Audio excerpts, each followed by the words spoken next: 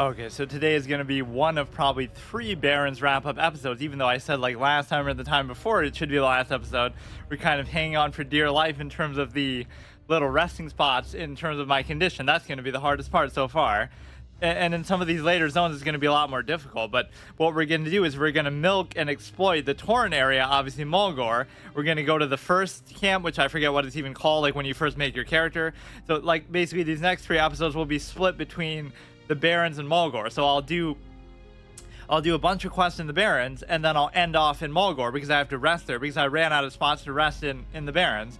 So I'll go to the first camp, do all the quests there because I'll actually do it in a completionist sense, like we're doing it just as like a horde exposition, exploration playthrough, like how I did in Tirisfal. What I didn't do in Tirisfal is I didn't go to Death Knell because it just didn't feel like I was on the way to Silverpine, so I didn't have to do that. But anything I come across, I have to do. So we're caught between two kind of annoying conditions of this run, but I still do like them. One is for the pacing of it, that every episode I have to rest in a different house in the world, and they have to be at least a certain amount of distance apart. Like every town counts as one, but a lot of these random houses along the road are given sort of substance and meaning in the world because a lot of them don't have any purpose otherwise. So it's kind of a cool way to show like you have to rest there. It's like a little campfire mechanic or whatever you want to call it. And then the other mechanic is I can't leave a zone and move on to the next one for leveling purposes. Like if I want to go to Stone Town, unless I complete every quest that's green that I've come across at least. So if I completed every quest in the Crossroads, then I would have been able to go to Stone Town, and I could always come back to do Camp Tarajo later. The problem is that one of the quests I got in the Barrens was a green quest that told me go to Camp Tarajo, so that fucked me over. So I had no choice but to do it. And so now we're going to get to level 22, and all the quests that are yellow are going to turn green as well. So now I'm going to be forced to stay here for a long period of time. Yeah, like the first half of the episode, I'll do the Barons quest, then I'll go to Mulgore, do the quest in like whatever the starting area is, like the starting town. Then I'll rest there. Then I'll come back to the Barons next episode. Then I'll go to Bloodhoof Village, do all the quests there. Then I'll come back to the Barons again, do a bunch of quests there. Then I'll go to Thunder Bluff. Like, this is how it's going to have to be because I'm so... Like, these starting areas are typically more generous with the huts and stuff. But once we get to, like, Desolus or somewhere like that, I'm going to be screwed. Because there might be only one place you can rest in the whole zone, which is the town. Right? Shadowprey Village or whatever it's called. After that, I'd have to do the whole zone in one episode, which is going to be very unfair. So I hate sort of rushing this because this is meant to be, like, a story RP type of playthrough for what it is. This house was very fortuitous because there was nobody in here. If it was like a shop or something, then it wouldn't feel appropriate to sleep there. So we're basically committing to the Barrens full on, even though I was very ready to move on from it for now. And I always like to leave the zones hanging, and then we can always come back. And as far as flight paths, we have a specific rule that says I'm only allowed to use it once per episode, which means not just like once to anywhere you go, but like I could go from Camp Tarajo to the Barrens, or I could go from the Barrens or the Crossroads to Orgrimmar. I can only go one step, right? So that's going to restrict my ability to travel later on. Well met.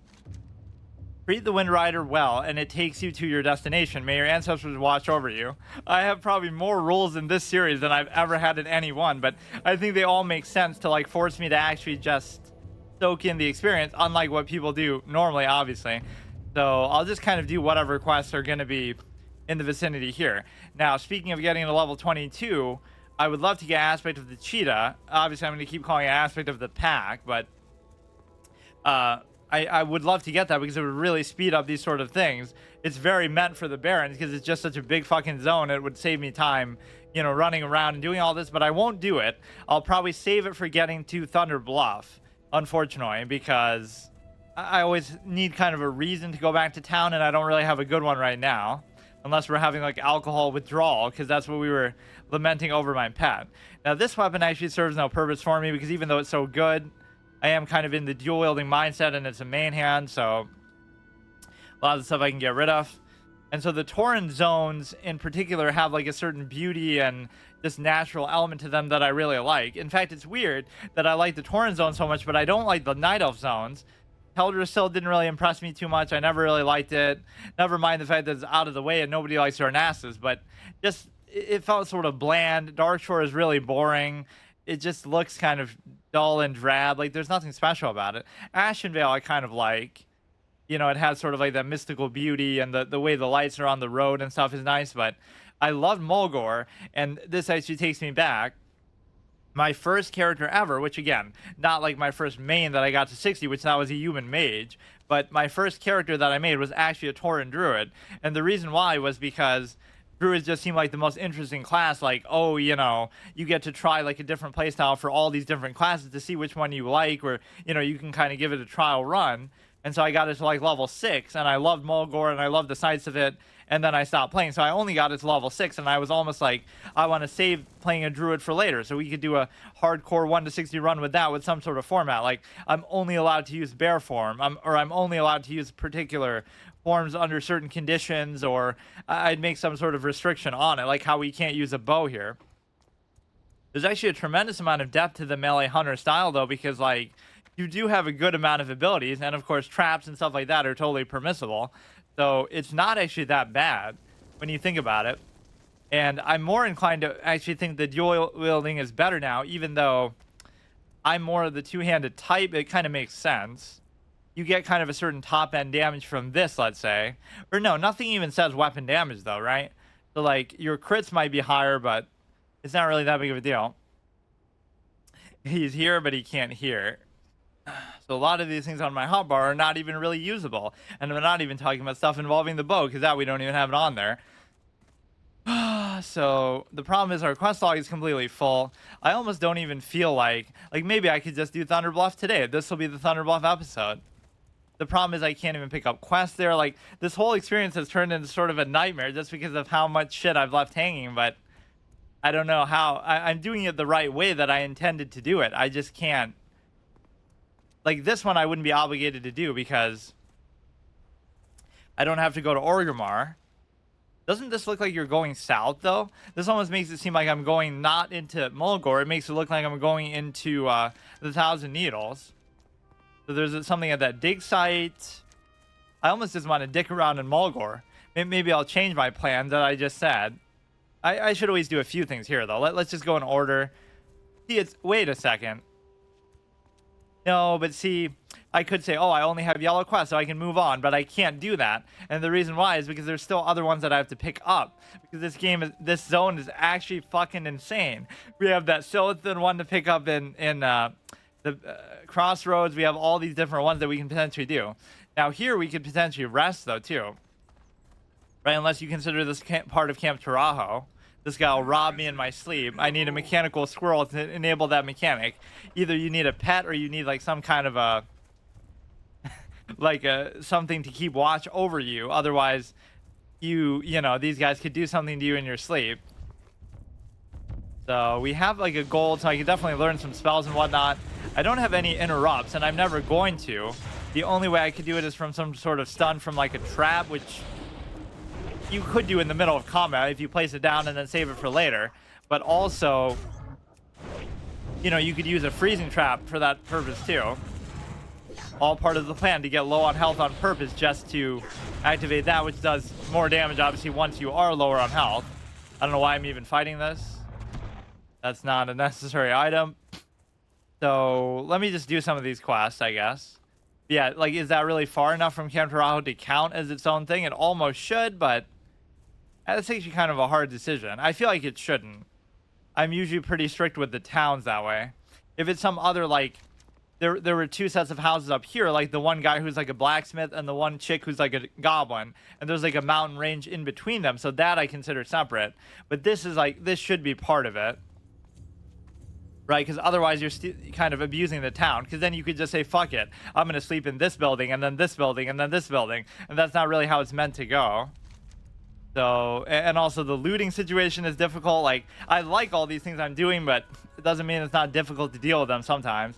We have an 8-slot bag in almost every single thing. And I have enough gold to get another bag slot in the bank, which is going to be pretty important. A Gamagor, what a way to level up, too. Almost 5 hours spent there, but hey, it's meant to be that kind of pacing. Clever traps increase the duration of freezing trap and frost trap by 15%, and the damage of immolation explosive trap. That's one thing I just haven't been using, because it almost feels like it's not, I don't know. It feels like such a special, rare thing to do that it should be only on a special occasion that you use it. But Those are like 2 combat rules that you can have. You're not allowed to kill the pets of a hunter. You're only allowed to kill the hunter themselves, or like a warlock or whatever. Like, you respect the pain associated with losing a pet. So even when they die, it's like you have that code of honor that you know a hunter would never kill their pet. In fact, you would even adopt the pet and take it over and take care of it for them, almost, right? If it would let you tame a pet of a... I actually don't know how that works. Like, if one of these is a hunter and has like a wolf with it, would it let you tame the wolf right from under it or after you kill it? I don't even know. Because you can reset, and even if you kill them, it won't kill the pet. They won't just despawn. And then the other thing is just... Yeah, you could say, like, you can only use traps on certain things. Like... if it's like an elite or like a named NPC or something like that.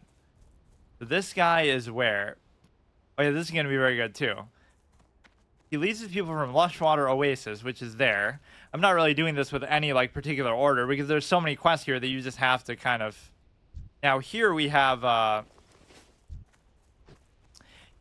situation where this is just like a broad quest that you can do almost anywhere. And that is, this guy seems kind of in a weird spot. Doesn't really fit. Who would tame a hyena anyway? It's such a weird random pet. Some of these it doesn't even let you, and I don't even know off the top of my head. Like the giraffes, like I don't think you could tame those, at least in classic. Or at least I never saw anybody with one. So I think I always confuse stuff with later expansions. Like maybe they did enable you later. Five Nights at Freddy. I could put it on my poll list, I guess. Which you won't even hear me saying that, but let's get to a safe spot. I'm not going to die to having to fucking type in chat, of all things. Yes, the Barrens is weird like that. It'll have all these different type of beasts, but it literally just puts them in random spots. Like, it won't be like a pack of giraffes or hyenas somewhere. This seems so out of place. The only place I think of these, I guess that's why they're wandering, but... Now, this one I could use, right? This is actually going to be an interesting mechanic later. Once I get the mechanical squirrel, I can rest in this house. Because otherwise, I wouldn't feel safe. We need kind of like a guard dog, watchdog, so it'll wake us up in lieu of not having a pet. So it's very fitting that we have engineering. Because there's a dead body there, and it's sort of implied that something would kill us in our sleep if we did it now. So we wouldn't be allowed to do it until we get that. So once we unlock that mechanic of the mechanical squirrel, or if we somehow got another pet... then I'd be able to use certain houses like that around the world that I haven't used so far. The problem is this relies on my memory too much that I don't know all the things that I've done and haven't done. This is pretty incredible level of commitment. This is like my final love letter to the game because I might not do another series like this. As much as I said, oh, I want to get every class to 60, who knows what the fuck Blizzard's going to do with it because... You know, they'll take these servers down or they'll force you to play on the on the hardcore servers. This is the essence of it because this server is like a solo thing. There's nobody on the server. Right? The only thing that's going to die during this run is the server itself, not me. Because now we got to watch out for those stupid night elf chicks who go through here and just, you know, there's some elite night elves on night sabers and stuff like that. Good use for tracking, but obviously it's more appropriate to track beasts here. Why do I seem like I'm doing so little to this guy? Like I have red sickness or something, which we wouldn't even know what that mechanic is. And so if I get a key, I want to use the key on this oasis here because that's the only chest I didn't open. And I still feel bummed out that I missed that twin blade two-handed axe that we got from the first chest. Yeah, let's rest here for a second. Yeah, that's a good sort of unlock condition for some of these that would be a little bit less clear. It doesn't feel right, or I guess you could say, you know, it makes it seem like she's alive, the fact that you can talk to her.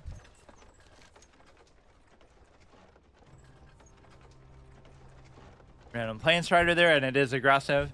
The body is that of a female orc warrior. It is clear that she died in battle, probably against a kobold in the area. Inspect the body further. Oh yeah, I forgot that this was even to do with that. And we like to go in this first person on NPCs to when we talk to them. You turn the body over. I was just doing this for RP purposes. I totally forgot that this is even what it was. You turn the body over and see the marks from blades and spells upon the deceased orc. Her armor all but destroyed, her hair matted to the face. Do we actually get to see this? Because the hair is completely not matted to the face at all. The armor looks a little bit off, but it looks just like normal stuff that you'd be wearing anyway. Based on Mancrick's description of her, there's no doubt in your mind that this was his wife. I should have had to figure that out myself, actually. RP story kind of playthrough. He will be upset by the news, but you are sure he should know the truth. Well, that's kind of convenient that we did that anyway. These faces always disturb me on the mats. And there's like those knoll tents that are made of like human faces or something. Kind of very R-rated stuff, M-rated stuff in a T-rated game. This guy is going to be at the Lushwater Oasis. This guy kind of forgot where he is. He's somewhere near Camp Taraho, I think.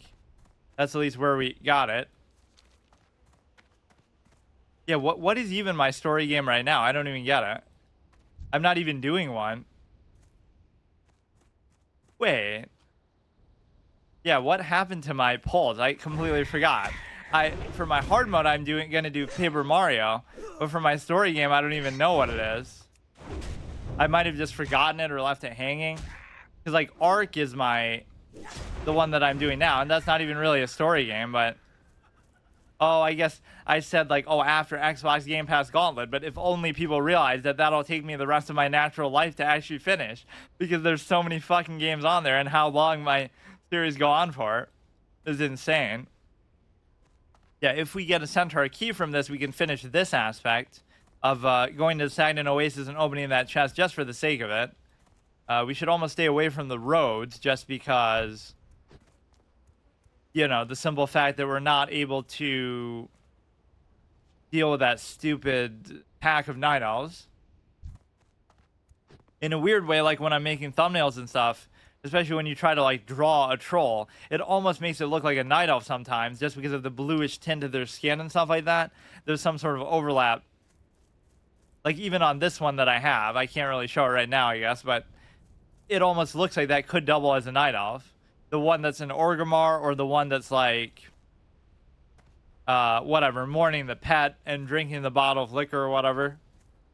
And that's one characterization of the Alliance that you can see very clearly. The Alliance are all the alcoholics of the world, because there's like Dwarven Stout and Stormwind Stout and all these different ones that come from the Alliance areas. There's almost none that have reference to the Horde. In fact, the only race that seems to have interest in stuff like that would be the trolls. They might have some like voodoo elixir that they, you know, that gets them drunk and stuff like that. But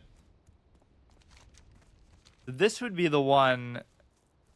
Wait, but I already, no, maybe it just looks similar. I'm pretty positive this is the one that I didn't open, because I was kind of doing them in order, and it sort of just happened incidentally. And of course, the first one that I opened, I screwed up by not, I thought I didn't have room in my inventory, so I stood up and looked through that, but then I had to reopen it with another key, and then the loot resets, obviously, to something else. So it was a two-handed, twin blade, whatever, axe, which I'm sure by now is outdated. It's only a level 10 item, but that's basically what we're using anyway, just level 5 two-hander. We finally have a surplus of money, and so I have to be very selective with the spells that I learn. So in a way, it makes the whole melee-only thing not seem so bad. And the reason why is because I wouldn't be able to buy all the spells anyway, so may as well just... But then you would do the opposite. You would cock yourself from buying the melee spells. Like, who needs Wing Clip? Who needs Raptor Strike and all that? Because money is a much bigger issue here than you might think. I must have had some trick for it that I was doing on the other characters, but I can't remember what it was. Or I must have done the same thing. Like, I'm not going to learn defensive stance or whatever on my warrior because I don't need stuff like that. You know, anything that's going to be like a group-oriented ability. Now, is this the guy you have to kill and then they summon, he yells out or something? Or no, it's somebody else. Bring me his head. Leader of the Centaurs, he is a fierce, brutal, cunning, defeating him, or he must just be at that big little tent thing up there, which is probably where I got the twin blade axe in the first place. I was kind of obsessed with it because it was such an unnecessary moment. Imagine if that was like a BOE blue or something crazy. It would just be like, I lost it for no reason at all. There's not even a good RP explanation for that either. It's just a dumb moment. I'm just a moron. That's the explanation. I almost died to one of these Centaur too. He got like a couple crits. It was like a much higher level one, but I've had a lot of close call moments in the series. it's sort of satisfying just to dual wield just for seeing all the, you know, fast-paced numbers. And people would always question or criticize my looting, but I can't, you know, within what I'm doing with it, I can't actually loot everything just automatically. So there's some way to get up to the top here and like talk to some NPC there, but I probably shouldn't dick around with it. I almost don't want to go in that general vicinity either. I'll either die to fall damage or I'll aggro some kind of elite in there. But I think the elites at the beginning here are only like 12 and 13 and stuff, as is typical with dungeons and whatnot. I wonder if this is really a good idea. There is some way to do it, but I don't know what's even in there, basically. You have to like go all the way up to the top there and then jump down from there. The way that they put plane striders and raptors and stuff up these mountains kind of shows you, it's a good way to indicate whether you're actually able to get up there or not, right? If it was really some intraversable terrain, then they wouldn't even let you do that. Although it's sometimes hard to tell. That was kind of a sneaky attack. Nice. This guy should be a hunter instead of a shaman. But I love the way that some enemies mix together abilities from different classes, so it's kind of hard to... It'll be like a rogue that uses shadow spells, too. That makes like a hero class hybrid out of it. Yeah, I'm definitely craving aspect of the cheetah. I could get it maybe a Bloodhoof village if... I forget how that works with trainers and stuff. Like, sometimes they'll give you spells that far exceed that level that they expect you to be at there. Like the starting one in... What is that place even called? I can't remember what the name of the starting... Is it Camp Mojahe or what? I don't even know how you say it. Starts with an M. I don't even know. But that one is going to have a limit as far as how high the hunter trainers will take you. But the next zone won't. And I can also learn other weapon... I can learn other weapon skills from there. I haven't been to, obviously, that's actually an upgrade. I'm surprised. I thought mine had some stats on it. I haven't been to the Undercity, obviously.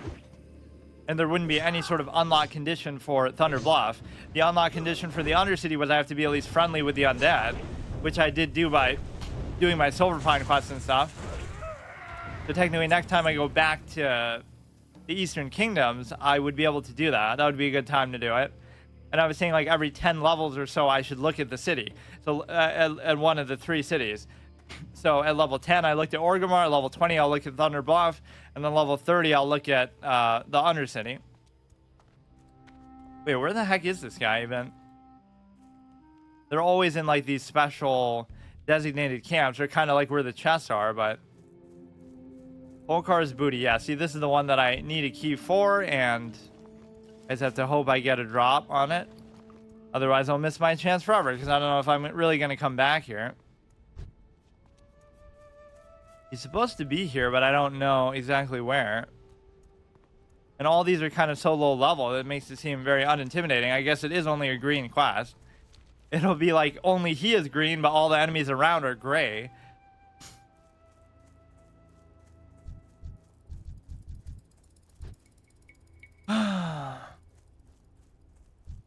The mortal enemies of the Tauren, so we've earned favor with them. Yeah, every time you kill a centaur, you should gain rep with the Taurens, with Thunder Bluff. Every time you kill a Murloc, you should gain rep with the trolls.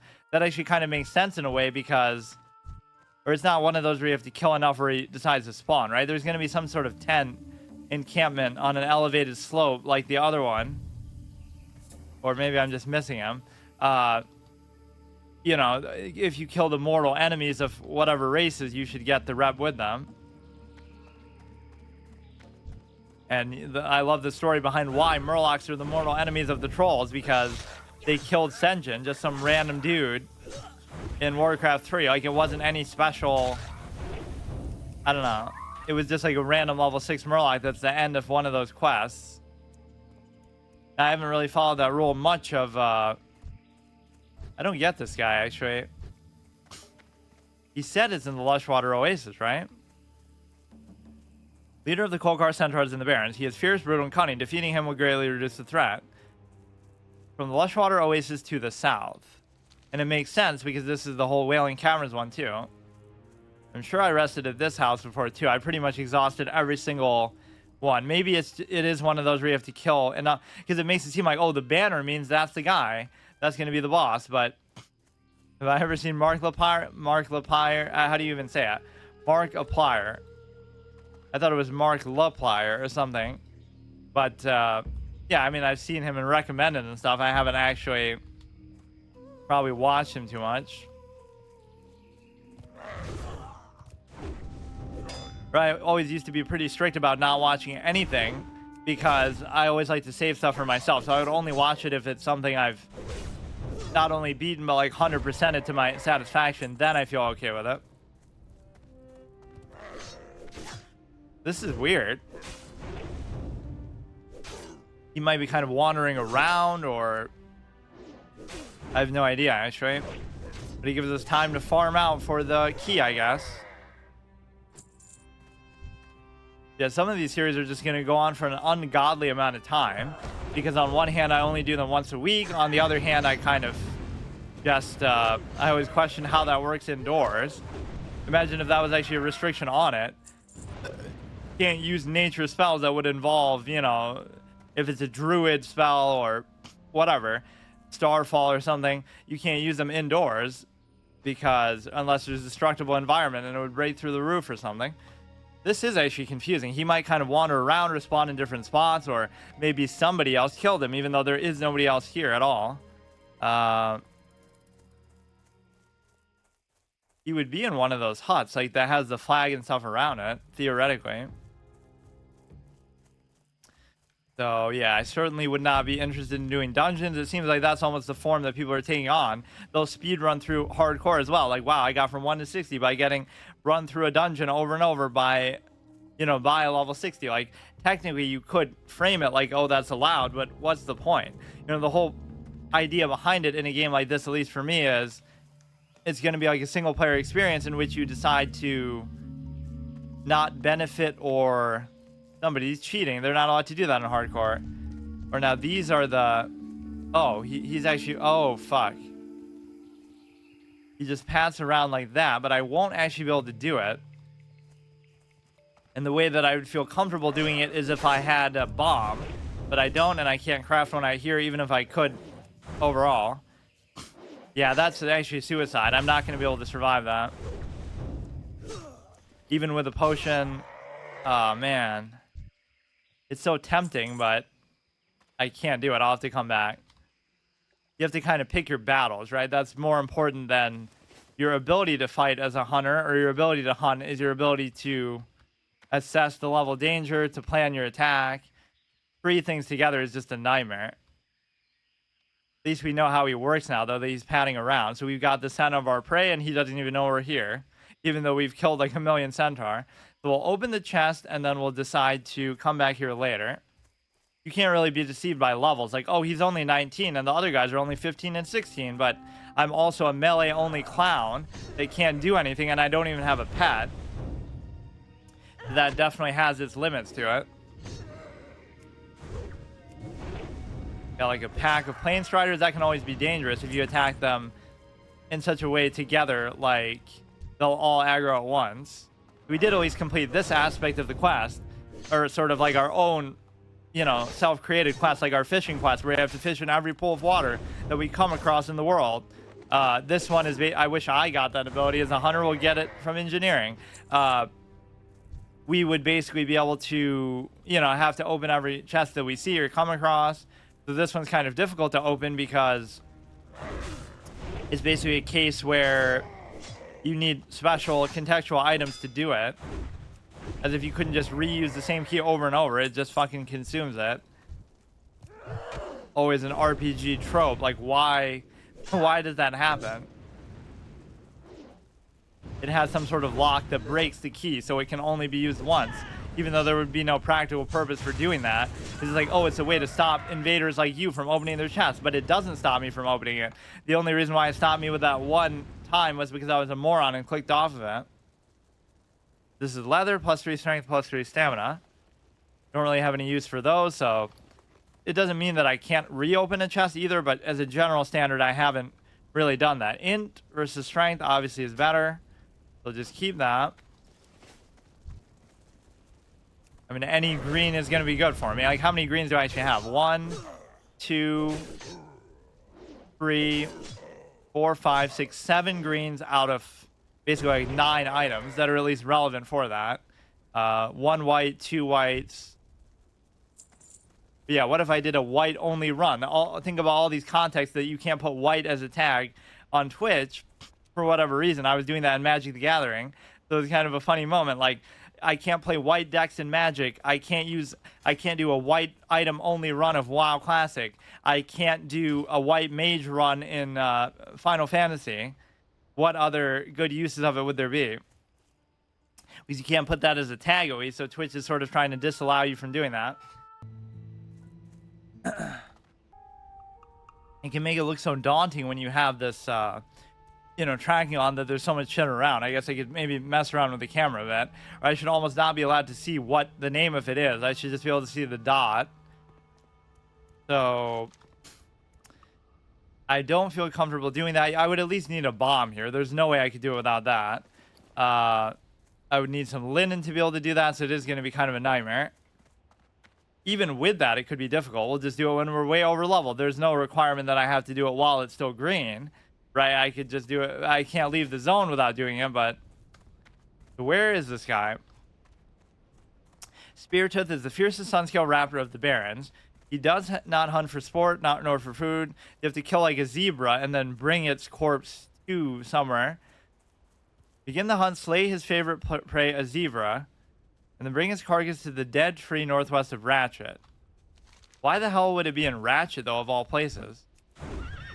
I thought it was something other than a raptor, actually. We've had some pretty bad experiences with raptors.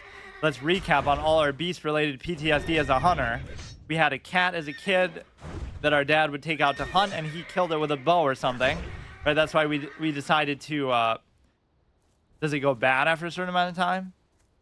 Yeah, 30 minutes. Wow, I love those kind of quests.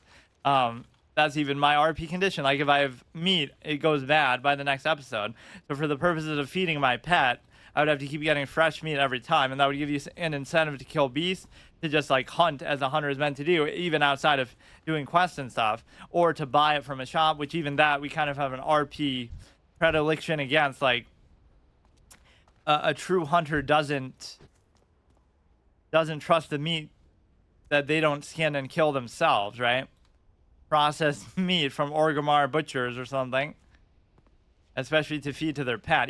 Even I did that as sort of a token gesture for my pet. Like, the last time quest I did was like we pick it up at the Farwatch post and then we have to go to Dreadmist Peak, right? There aren't really that many time quests in the game. If I fail one of those, I should fail the whole run. But that's obviously just technically I haven't abandoned any quests yet though, and I'm not supposed to. I can not pick them up if it's like an elite quest or a dungeon quest. But other than that, I should pick up everything and try to do it. There'll be something that I can't do anyway, like for some other condition. So basically, this is kind of a cool moment paying respect to our pet. Like, we didn't fall, but so like it's the only time we'll see a spirit healer this whole run, unless we happen to see a priest die out in the field who has that talent. But basically, yeah, break my immersion, why don't you? But basically, it's a case where, we get to see it while we're still alive. So that's made for kind of a cool image. And we're doing it to lament the loss of our pet. We have to look death right in the eye, the same way that we did by going to Silver Pine and Tristfall, but we saved the trip. If we didn't get to see that, we would have had to go all the way across again, because that was the impetus of our trip in the first place.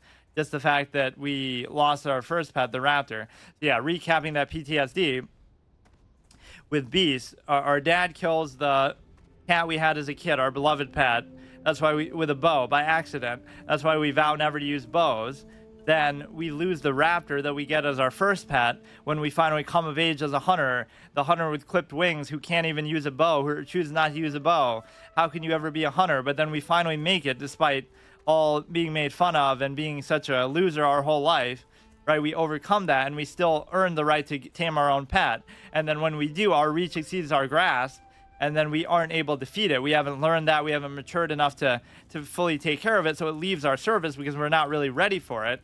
So then we get traumatized by that loss.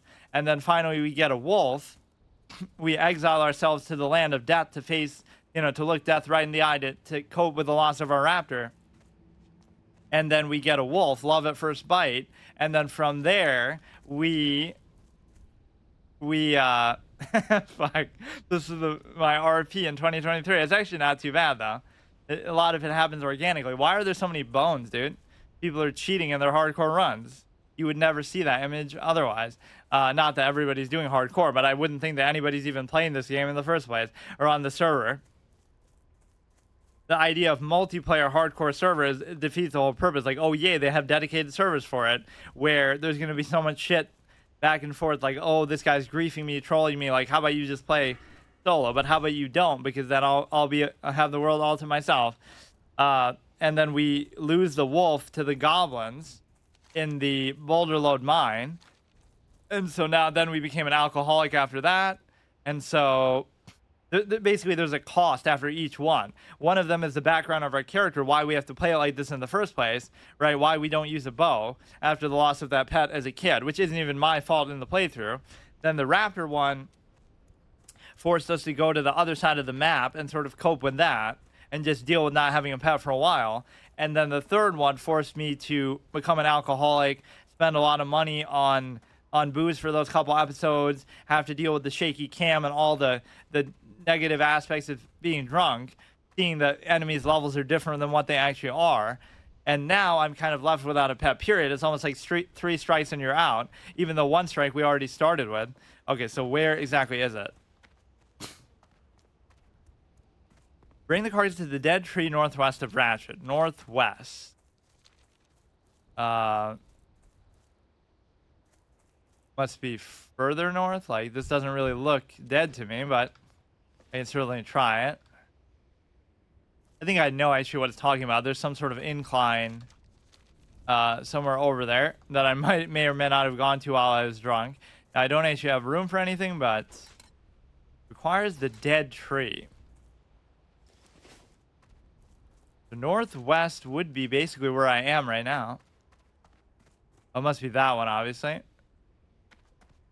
See all these nice little sights of the land. It doesn't look that dead, though. That kind of you don't really notice as you're going through, but I don't know. I guess there's something tainted about the way that people approach games just because they happen to be multiplayer. That or because they're so, the game's so overwhelming that people will not act like, oh, I'll never be able to do everything in the game and it's too time consuming and this and that. Instead, they'll say, oh, there's not enough to do after speedrunning through it. So they don't want to face the fact that, just do it for the sake of doing it. Don't try to prove anything with it. Or if you do try to prove something with it, at least do it the first time through. So it's like, if you're doing Nax 40 now, nobody gives a shit because, hindsight, borrowed knowledge, hindsight's 2020, all that kind of stuff. If you did it the first time through, then fine. Now nobody cares. So people still try to show off in some sort of weird way or act like, oh, haha, it's not that hard. But part of it is the time commitment that would have gone in. Like, sure, people didn't want to put the time in. BC was about to come out. You can try to qualify it, but what makes something difficult is, especially in MMO context, is yes, it is very time consuming. And also figuring stuff out on the cutting edge is very difficult compared to, in retrospect, like, oh, once you have all the answers, now it's just a question of execution. But whoever comes up with the strategy the first time is very impressive. Like, the Drums of War Muru chain was very impressive, or the Yogg Saron look away from Yogg while you're channeling. All those kind of moments is like, oh, once you know that that's how to do it, or that's a way to do it, then, oh yeah, anybody can just try to replicate that. But coming up with it in the first place is very different. Now we can bait him in and use a trap, but I failed to even do that. Oh, that was a real missed opportunity. I should have got the beat on him and used the trap first. I shouldn't have to use a potion or anything, though, with the backdrop of the meat here. Nice little encounter. Oh, that was lame, though. I had a split second where I could have put down the trap, like both literally and figuratively, that we put this down as bait, but then make him walk into that. That was like a fail moment as a hunter, even though he still do it. Although he did more than I guess I expected him to do. I should have put the trap down like right there. I really have been averse to using traps. Oh, what the fuck? I mean, he's not hostile, but he's like celebrating the death of this because he killed so many of his zebras over time. Is that actually what? That's such a good explanation for it.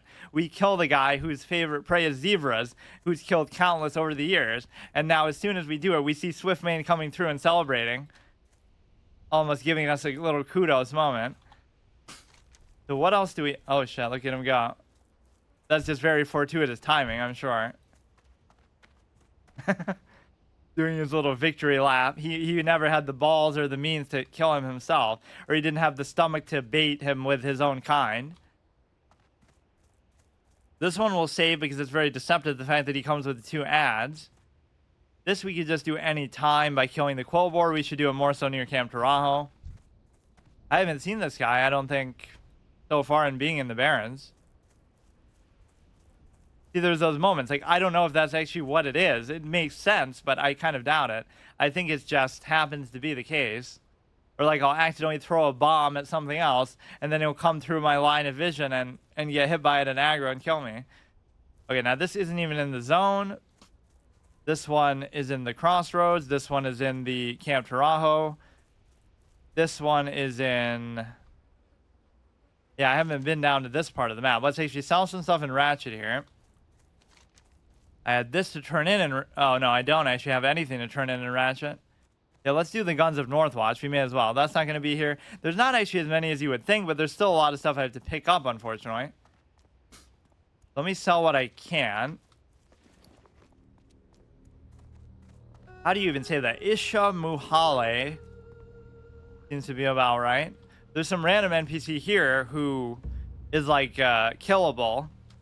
Some, like, yellow undead or something. I forget what the story with him is. Like, all this lore and stuff I probably know, but I'm doing it as if for the first time because I really haven't seen a lot of stuff from the Horde side, is the main thing. And, of course, what could be difficult is if these guys have quests, too, that are lower level.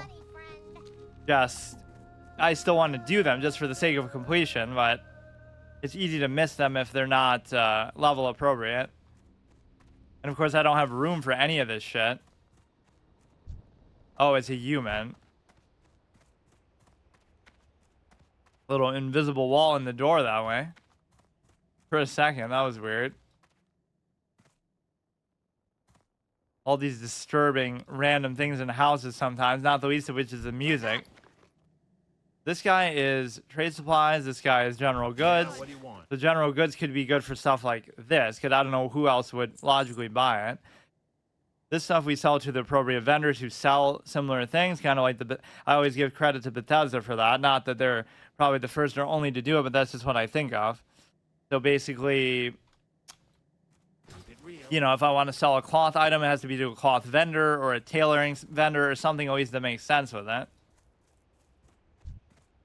Armor and shield crafters, so just sell him some kind of mail or otherwise cloth and leather. I should have to repair there. So this is cloth, this is leather, this is cloth, and then this we could find the weapon vendor, and then the rest I pretty much have to keep, so I barely even have like a bag's worth of stuff full. It feels like a shame to sell that, but I can't really do anything with it. If only I had gotten an offhand instead. One hand, let's see if this is actually worth it to get. Plus 1.9 damage per second, but this is like some kind of add-on type shit it's giving me, even though I don't have any add-ons. Wait, it's actually better than even my main hand. But obviously I would have to use it in my offhand. So it's Bearded Axe, 31 to 47, 9.1 DPS versus 7.2, 2.2 speed versus 2.5. It's just better in every way. And it's not actually that expensive either. I mean, it might be the only meaningful upgrade we get for a while, as stupid as it seems. But let's actually sell off my other one, too. Where did it go? Here. I should kind of give the visuals of these things a little more appreciation, too. I kind of just ignore it, because I'm too busy speedrunning like everybody would normally play, but I kind of have always taken time from an RP sense. But that was kind of a cool moment there, I guess. Because who knows how long it'll be before I get an offhand. I'm more likely to get an upgrade for my main hand. That guy just has dungeon quests. This is a real eyesore in the middle of town. So there's nothing actually to do here. I should do the Guns of Northwatch just for the heck of it. I was even trying to avoid doing all these yellow quests, but I have to because I'm not going to have room to do the other ones anyway, so fuck it. This has been a very annoying zone, but it makes sense because of how big and overwhelming it is, so. This is the only quest to do in like this quadrant of the map, right? So we may as well just do it. There's gonna be like somewhere here south of the pirates. Like we almost do their job for them, the Northwatch people, killing the pirates, and then we kill them too, though. So here we obviously don't want to get rest. It's always hard if you want to go AFK though. Like maybe something will happen somehow. Somebody will grief us with an infernal spawn, like if we were in Goldshire.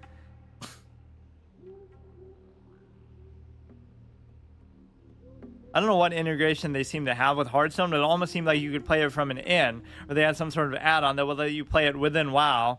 If you go to an inn and sit down at a table or something, and you could like challenge somebody to a game. Maybe I'm just imagining that, but I almost remember somebody toying with that idea. Or it could be an add-on. That is kind of a fun idea. Like, or imagine if that was the only way to play it. That would be kind of stupid, but yeah, this is what I was talking about with how they look almost like night owls. Right, like you could almost pass it off as one. Where's the other one? This one too. If you look at it in a raw sense, it's almost like, wow, you can I'm almost halfway there, but of course 30 to 60 is going to be far more intensive. But no, I love the claim that like people used to say you can't grind your way, or no, you can't quest your way from 1 to 60. You'll run out of quest. Not only are we going to quest our way from 1 to 60, but we're going to do it without rested experience most of the way, because we don't, we don't log out and in, so the only rest I get is from the 1 week of not playing, which is like a quarter of a level. But we're not resting, we're not doing even every quest or every area, or at least I'll try to do that, and we're still over leveled, right, despite not getting rest. Yet people would still complain. So what am I missing? It's not like you have some sort of experience boost or something that's happening that is unnatural. I think this is pretty much the raw experience. So the point is that, or maybe it is boosted somehow, but it feels like, I'm over leveled and I have all these quests that I still haven't turned in, all these things I haven't done. I still have Silver Pine. Like I could go to Ashenvale, I could go to Hillsbrad. There's a lot of things I could do. Stone Talon. So I basically done the zones just in great detail. Like I did Duratar, I did like every single quest I possibly could. I did Turisfal, every single quest I possibly could. I didn't do Mulgore. So between those 3 starting zones, there's way more than enough quests to overlevel you from level 10. And then it's the same every step of the way as you go, because that's including not doing dungeons. That's including not getting rest. That's including not, farming, grinding even. I've done arguably a little bit of that just to get food for my pet and stuff like that, or just from exploring. But I don't know still what that thing up there is. There's been no quest that send me to do it. But whatever, we can save that for later.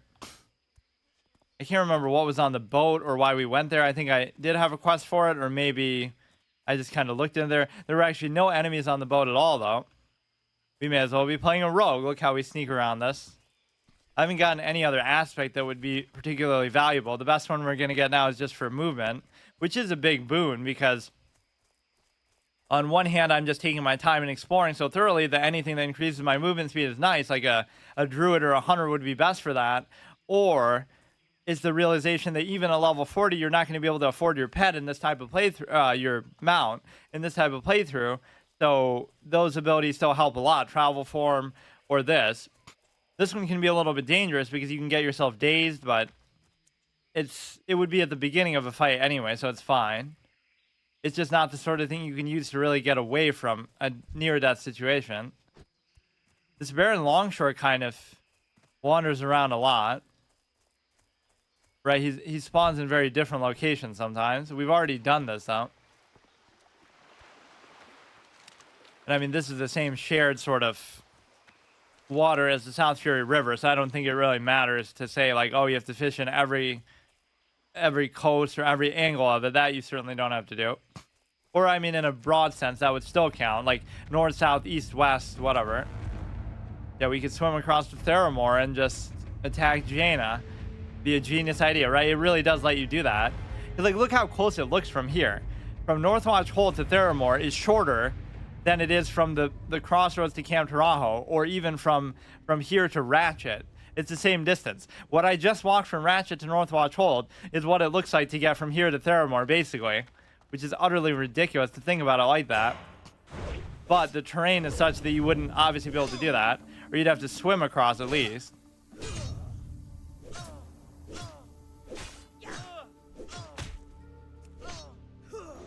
I always loved Tiragard Keep.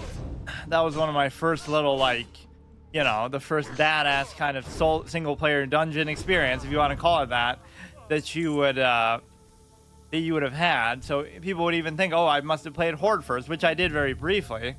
But I basically remember those 3 characters. I made a Tauren Druid, got it to level 6, then I stopped. Then I made an undead. Yeah, let's do some avant-garde camera work here. Fighting through the tree, some sort of symbolism. I'm Quentin Tarantino over here. Make sure we get a shot of his feet before we kill him. I made a level 6 Tauren Druid, and then I obviously stopped playing that. Then I made like a level 17 Undead Warrior, and then I made a level 25 Orc Hunter. And then after that, I moved over to Alliance, and then I got a Mage to level 60. I think that might have been the only Alliance character I made, too.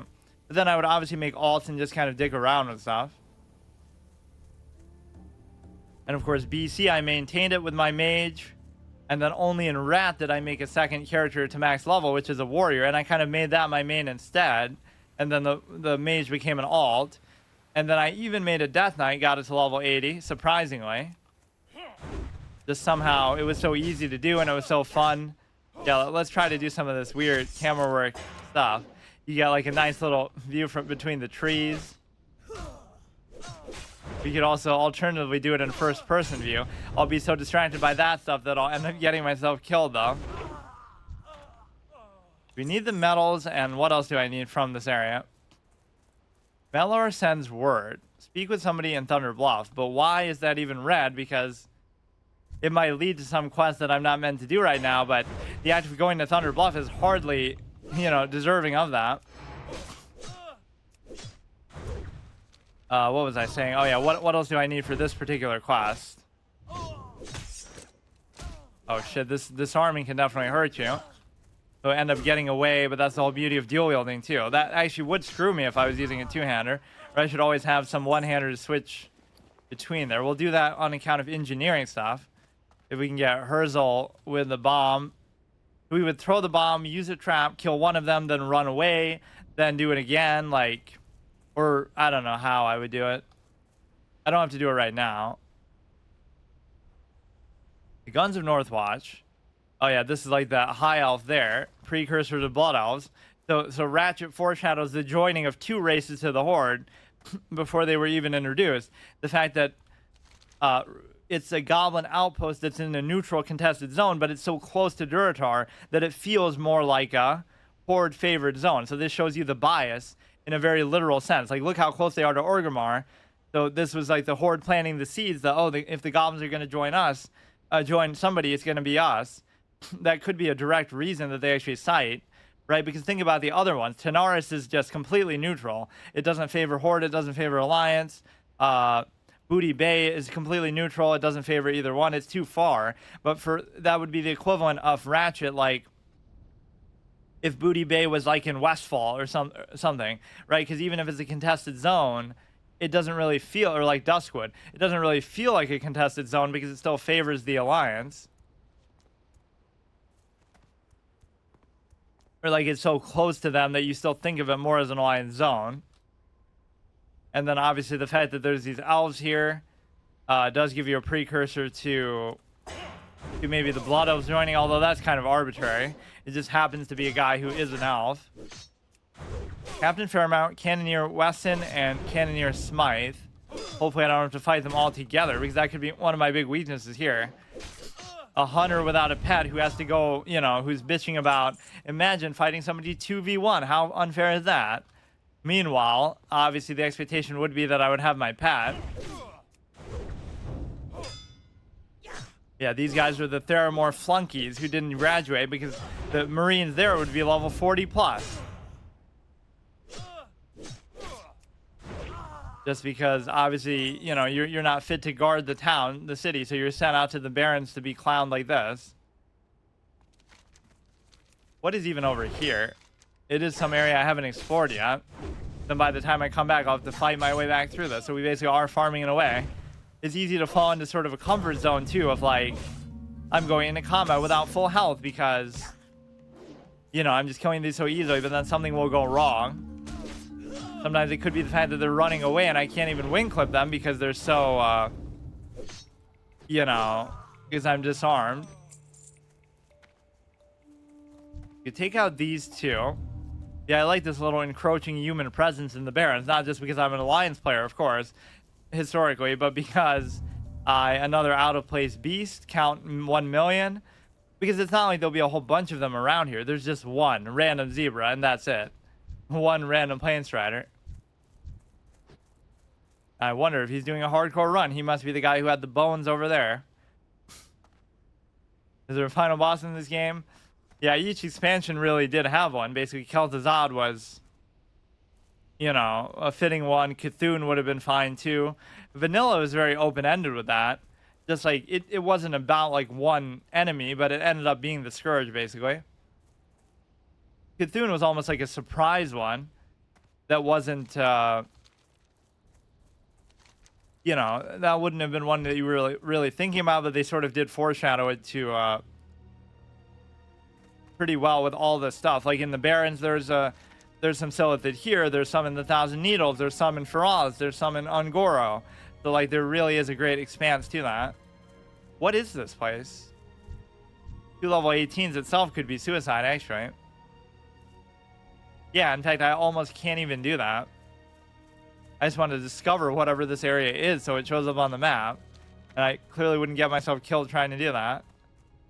Raptor grounds. There's so many goddamn raptor outposts everywhere. Like, there's one up here where I thought, oh, that was Dread Mist Peak, but I was on the wrong mountain. There's just raptors everywhere. There's some up in the dry hills. There's some here. I don't know. I guess I don't think of raptors as much with a zone like the Barrens. I'm thinking more about, like, the cats and stuff. You usually schedule that for follow for streaming any time of day so that I know when I can watch. Yeah, lately it's been pretty late, actually. But for his time zone, because he's in Australia, I guess it's not a big deal. It's actually probably favorable. That's one thing I can never commit to. I always have like a fixed thing that I do on a particular day, or even that I didn't have before. But it was more like, you know, I would have a fixed schedule of, let's say, I'm going to do a hard mode one day, a story game one day, or I'm going to do Hearthstone one day, Magic one day, chess one day, whatever. But I would never commit to exactly what time I do it, which seems very difficult to do. Even if I was a big streamer, I would still probably not want to do that. In fact, I even sort of quit one of my jobs because I hated being on a fixed schedule, like 9 to 5. Even if I make more money, even if it's a better job, I would rather be more flexible. But, you know, I went from like just doing stuff in an implied schedule, like, you know, in a couple times a week, I'll do a hard mode. A couple times I'll do a story game, but it won't be on a fixed day. Or like I'll rotate. I'll do Pokemon, Yu-Gi-Oh, Hearthstone, chess, but on sort of a fixed rotation. But it wouldn't be like on a fixed day, which now it kind of is, which is both a good thing and a bad thing. But I've sort of spread myself thin a bit, just with respect to, I don't know, like, I'm doing something different all 7 days of the week, which I never thought I would be doing that, which would be fine if I streamed for a bit longer. Wait, but he's saying 12 p.m. like it's, oh, I was gonna say it's almost 12 for me, but we're, yeah, I don't know how many hours actually it is apart. Australia time versus US time.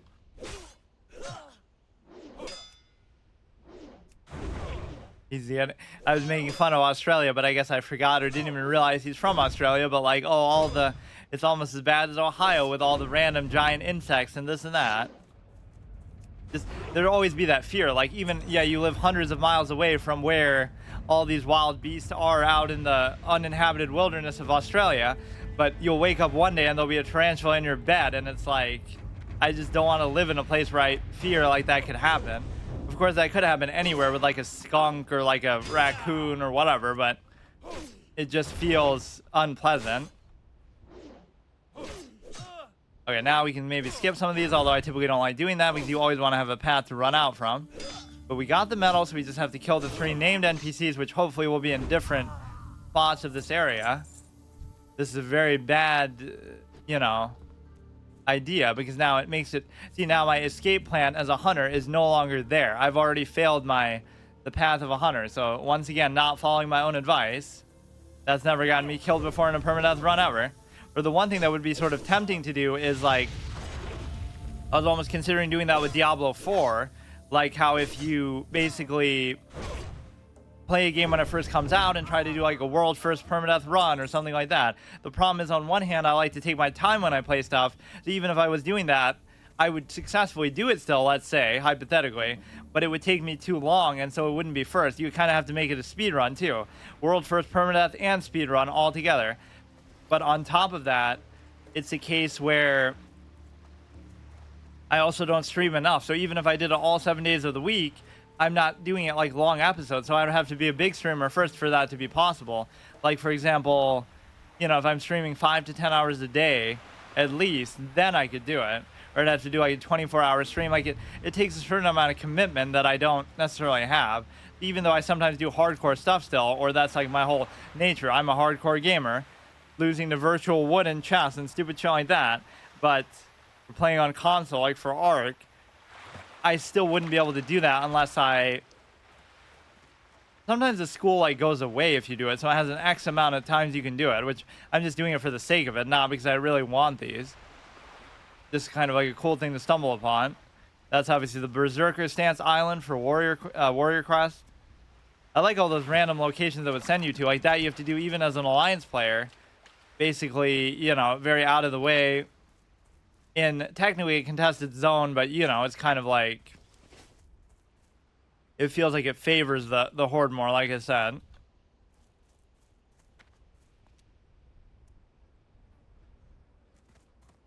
Let's try to do this very carefully. Theramore Preserver. But there's too much shit there. Like, see, anytime there's 2 or 3 things together, I just can't do it. Or you're meant to do it in a group. Like, I could be doing it with this guy, but he's kind of ruined my experience already. I almost don't even want to do it now because it's too easy. Like, let's let him have it, and then this is what ruins it, though. Like, what are the chances that somebody would be playing right now on the same server, at the same level, in the same zone, doing the same quest, when it's such a dead server, clearly? Like, now I don't even know what to do. What other quests are there? I don't want to have to go and come back. So now we will be grinding, despite me saying that basically that's not something I'm doing. We'll get to level 30 in the Barrens by the time this is over, but this is where farming doesn't even help you, even unless you say, like, oh, it's for money or something. The fact of the matter is, you know, you're going to be killing greys and stuff like I was doing in Tirisfal, or like I'm going to do in Mulgore. I'm going to do every quest in Mulgore just to earn my keep or whatever, just for completionist purposes, just to read the quest text.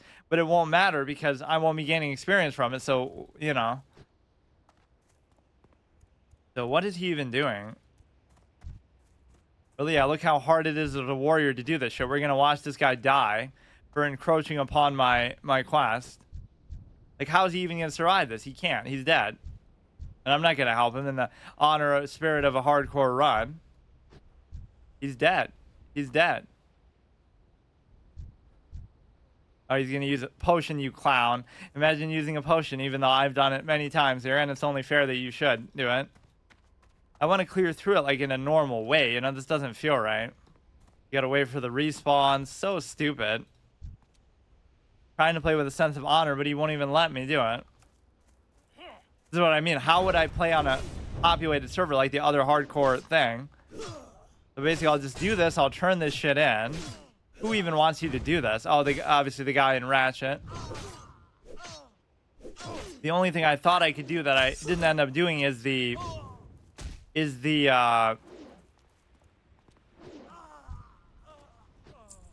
Centaur one, because I'm kind of afraid. Actually, I need more stuff there. I could kill a bunch of the Winter Crag, which obviously is stated so generically, like, oh, is it part of the Barrens? Okay, here we go. It's a case where there's nothing else I could even do besides turn these in. Maybe I should try to do the Quillbore quest too before I leave the zone. So here you got to go all Batman mode and just mitigate everything they do and use your mitigation to hit them back. Do like your little cape dodge into an attack maneuver.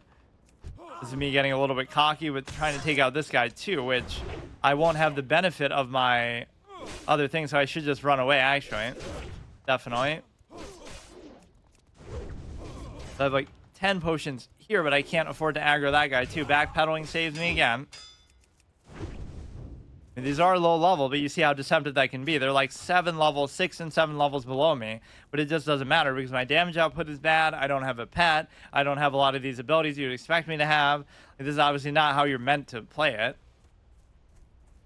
Imagine doing that though, killing 60 kobolds. Like, you should just do it on the way to do something else, like collectively between the the barons as a whole. That's the kind of quest that puts grinding to shame, because it's like, if you're grinding, you're going to be doing that sort of thing anyway.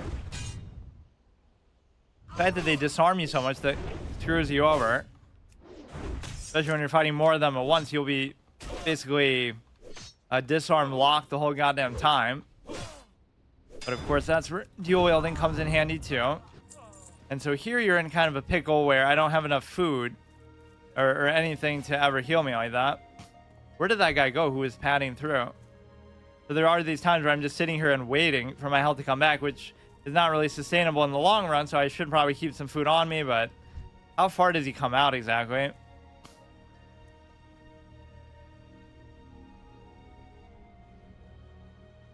Or you could do like a hard mode, like under-leveled rogue thing where you have to use stealth all the time, or like actually stay out of line of sight. Play it like it's an actual stealth game. So let's try to actually use the trap. Perfect way to deal with a pad actually, but we're using it on this guy instead. Yeah, it takes me so long to actually do this. Palomino there. Go jack their mount. I mean, that does make a big difference, right? Like, there's no reason not to do it. Like, that's going to end up being my biggest source of damage, more than, even my melee, or at least more than any one particular ability. Now, they are going to force me to fight like 2 or 3 things together, or the priests are going to be very annoying. He would have just padded into that on his own, too. I should actually test that as a maneuver. I could be standing halfway across the map, but he's going to just deliberately walk into it because that's just his nature of padding. And I should pull him back probably a little bit more, too. Now, this guy just showed me how dangerous it is to fight these two together. Like, unless I have like a bomb or something, because she's going to keep healing him. Unless I ignore them. Maybe I can't do this one either. I really need to craft some bombs. This seems like a bad idea, but maybe I could zerg this guy down before anything happens. I'm going to pull it away enough. Let's see if we can do a little bit here. It's not so much the damage she's doing that I'm worried about, but are you actually going to heal this guy? Okay, I'll do this. Heal. Finish him off, then we reset, then we come back, we kill her. That I can do it that way. Anytime. Although I'm going to have to use a potion like every encounter by doing this. Imagine fighting 2v1. What a degenerate, dishonest, horrible, disgusting thing to do, says the hunter. Who even is allowed to use pets. I just... now it almost feels unfitting to do it. Now, how the hell did you respawn so quickly? This is how it's going to be, that it takes so long to fight through that by the time I do, I end up, everything respawns like how I was waiting in the crypt in Turisfall for my racial cooldown to come up every single goddamn time I had to fight something. So I wait like 9 minutes to kill like 3 things. And then by the time I do, the first one respawn again. Don't get up to a stack of 20 though, because I don't want to fill up another spot. Take this. I do kind of want like a green 2-hander to drop at some point just for the sake of it. So she's going to be squishy, but she might actually heal too. She didn't seem to heal this guy though. The other guy I was fighting. So here you almost got to do it like line of sight. And so you can still probably run her through the trap. She's not going to have the presence of mind to avoid it. So watch that sexy fire thing come on her. Yeah. Now go here, but this dude is padding in a way that's going to be very dangerous. Fuck. I don't know what this guy's padding thing is. He wasn't coming like that far before. Okay, I guess he doesn't come that far. And now we get the epic music, but it kind of comes on and off, which I kind of like, but maybe it's better to have it loop. Speaking of single-player dungeon experiences, this is exactly what it's like, but you kind of do need some food and stuff going into this. I'm kind of taking my chances, or hopefully I'll loot some off of them. Regarding the horse, like it's the most valuable thing in the world. Why didn't the other one show up on there? White Stallion, Palomino. This is a little bit questionable because of how long I have to wait in between every fight. It makes it almost not feasible to even do this. I hate to say it, but I might not be able to. It's just going to take me so long that everything's going to respawn as I'm doing it. Or it's going to encourage me to do the old Witcher thing where like I have plenty of resources, but then I'm too impatient, so I go into combat with half health, setting myself up for failure. I'm going to go get some food. I can't do anything. I don't feel safe. What does the joke mean? Just the fact that Taurens are cows. It's not really a great joke, I guess, but this is kind of bullshit. I'm really picking my battles here, but I can't seem to get anything done today. Maybe I'll just go to Mulgore and accept my thing here. And it'd be amazing if I could go to Bloodhoof Village and get an aspect of the cheetah. So what were the two things I need? I need to make bombs, and I need to make I need to have food. Right, otherwise I just simply can't do any of this because you got to kind of keep the pace going. And you got to have an escape plan if something goes wrong. And a potion itself is not going to be enough here.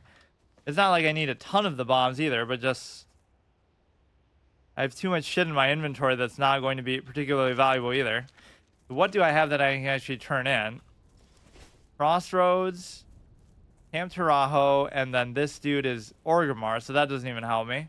I'm tempted to go to Orgrimmar just to sort of be able to learn aspect of the cheetah, but I won't do that. I think I'll be able to learn it in Bloodhoof Village, actually, even as weird as that seems, because it's a case where, or whatever, either that or Thunder Bluff. I forget how the low-level trainers work, but I feel like the middle ones in that second area kind of give you stuff at much higher level. I forget what the cutoff point really is, but we should have enough stuff to make at least one bomb, I hope. That's all I would really need to kill this guy, too.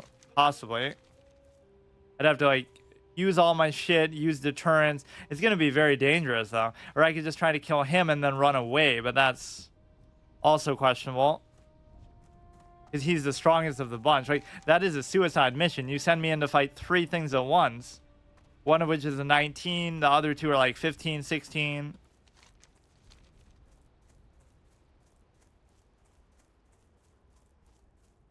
So basically, as usual, the Barrens just turns into a very difficult experience to get anything done. These episodes are going to have to be a lot longer, and I don't have time necessarily to always do that. So this is just a very difficultly paced series. I did open the 3rd chest, so at least we got that done. Like, I would like to get all 3 of these done, and then I'll rest in Mulgore, but I don't know if I'll have time to necessarily do that. And I'd have to kill the Quillbore, I'd have to kill these guys, and I'd have to kill... Well, that one I don't even think I can do, period. Or I can pick up some other ones, I guess, and do those instead, because they'll be easier. So you could say over-leveling is the secret, but some of these encounters just don't really sit too well with me. I have a good 6th sense for predicting what could potentially get you killed. But that doesn't mean I don't always still go for it. Right, you have to strike at the opportune time. The art of being a hunter. The art of hunting is maybe more fitting. Yeah, the main problem that I'm running into is just the lack of space in every capacity. I don't have enough room in my bags for anything. I don't have enough room in my quest log. And it's just impossible to, you know, I'm not going to go back to Silverpine for a while. So a lot of the stuff I'm just not going to be able to do. You could say, oh, I should be more careful with what quests I pick up. But at some point, I'm just picking up everything that I can that isn't going to be like a dungeon quest or something. Basically, just elite and dungeon quests are the only two that I shouldn't have to pick up. There's nothing actually to turn in Ratchet. I don't think I'll go back to Orgrimmar actually for a long time now. Right, the next city I should go to is Thunder Bluff, and then, you know, we'll be kind of around this area for a while. But I definitely have to get a few of these things done. I would like to take out the Centaur, but I'm kind of scared. Like, how many of these bombs can I actually make? I have 8 cloth, and it's not going to be enough. But I don't need them for the keep. Well, I don't know how they're going to make me fight them there. Maybe they'll be all together, the cannoneers and stuff, but I don't even have freezing trap. I think I had the option to learn it, but I didn't have the money, or I didn't think it was worth it. That would help with these scenarios where I'm fighting two, 3 things at once. Like, even the bomb to stun them is nice, but it doesn't mean it necessarily does anything. Like, it's just for like a second. The main reason why I like it is if it interrupts like a cast or something, or it just helps you run away.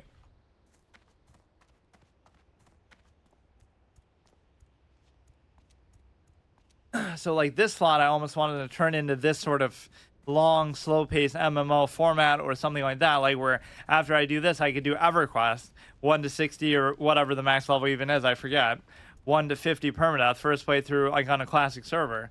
The thing is though, these just take so goddamn long that I'll never necessarily be able to do that, or they'll take down the servers by the time I do it. That's one thing I always hate, is time pressure in various senses, but the most of which is like, oh, a game's going to go offline, so you feel like you have to do it, which you never have to worry about with single player stuff, so that's kind of less of a priority for me. So even as much as I like single player experiences typically more, and even if I do stuff like a single player experience, you'll see that I actually end up playing more multiplayer stuff just because I'm afraid of it going offline. Kind of a weird paradox, or just the fact that I've avoided it over the years. There's still a lot of quests here that I have to pick up. Report to Kadrak, have you ever been Ashenvale? So like, I don't mind picking that up, but I'm not going to do it for a while, so that just ends up taking up space in my thing, which I've already made the mistake of doing that in various other senses. Like with other, I have one that tells me to go to Stone Town and this and that. That I can't even do. Lost in battle, I understand, thank you, Hunter. Oh, he takes it pretty well, though. Not the way that the Hearthstone card would lead you to believe. Or he'll cry as I'm walking away. Or he kind of already accepted the outcome. Or I guess it's trying to depict what he was doing during the fight with the Kobold, where he goes crazy and comes to her defense, but I guess unsuccessfully. Yeah, the joke is the Tauren are cows, and also the fact that I'm going to be milking their area now coming up. I'm going to spend like 3 episodes in Mulgore, and I'm not going to have the luxury later because the starting zones are very generous with the number of places I can rest at, I guess. The Barrens is just madness, though. The Barrens could be released as a single-player game. They shouldn't remake WoW as a single-player RPG in 2023 with AAA mechanics and stuff like that. They should release just the Barrens, just Duratar, just one of these zones could constitute a single-player game if you flesh it out in all its total detail. That's the whole beauty of it. I've spent more time in some of these zones just by doing it at this pace than I would in a whole single-player game sometimes. I don't know what this... Yeah, who would I be allowed to sell that to? I don't even know.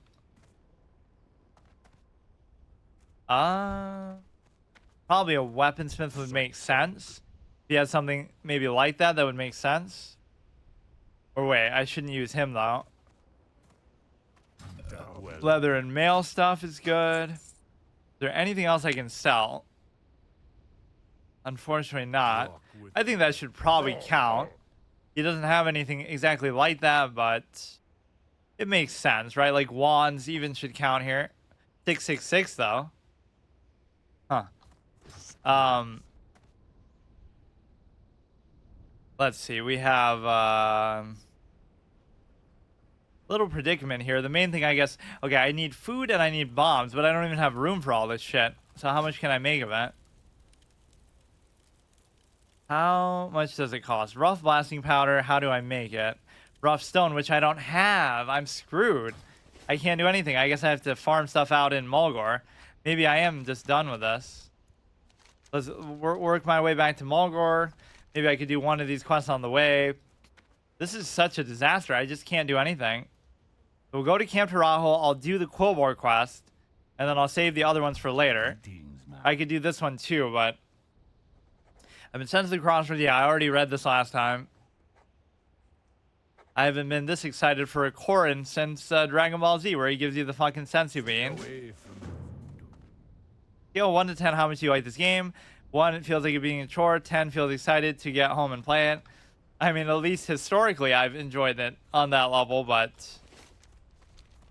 yeah, it is definitely one of my favorite games ever. Just the way that I play it, I guess, is a little bit slow pace. Although, to be fair, I haven't really played it like this in the past either. This is my first time really reading the quest text, or maybe I did that a little bit on one of my other hardcore runs, but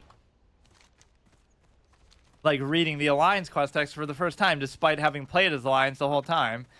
Let's go all the way to where even are the Silithid, and like the dig rats is a cooking quest. I should really try to work on my professions. Maybe I can do that in Mulgore, right? As we're doing all those dinky quests just to get through them, just to, I don't know, earn our keep in the zone. Like we get to sleep in whatever the starting Camp Mojahe, or Mojahe, however you say it, I think is where you start. Then Bloodhoof Village, then Thunder Bluff. So we'll do all the quests that they give me there, except I won't be able to because this is the most annoying thing about it. I can't do anything with these quests because I'm stuck. Like, I'm doing the Quillbore one for sure. I'll at least get that done. I just have too many that are spread out in too many different zones. Silithid egg. And they're even called that. See, that's what I love. You already know that they're from Silithus. It's just... isn't that a scary notion? Like, how the fuck did they get from Silithus to here? And they have outposts in every other zone in the whole Southern Barrens. Paralis, Ungoro, so obviously Silithid.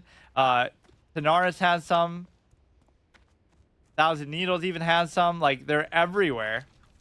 So that sort of justifies their influence. Like, they infested more of... think about it this way. They infested more of Kalimdor than the Scourge have a presence in the Eastern Kingdoms. Even as much as you consider the Scourge to be so scary... they actually have more of a presence here and pose...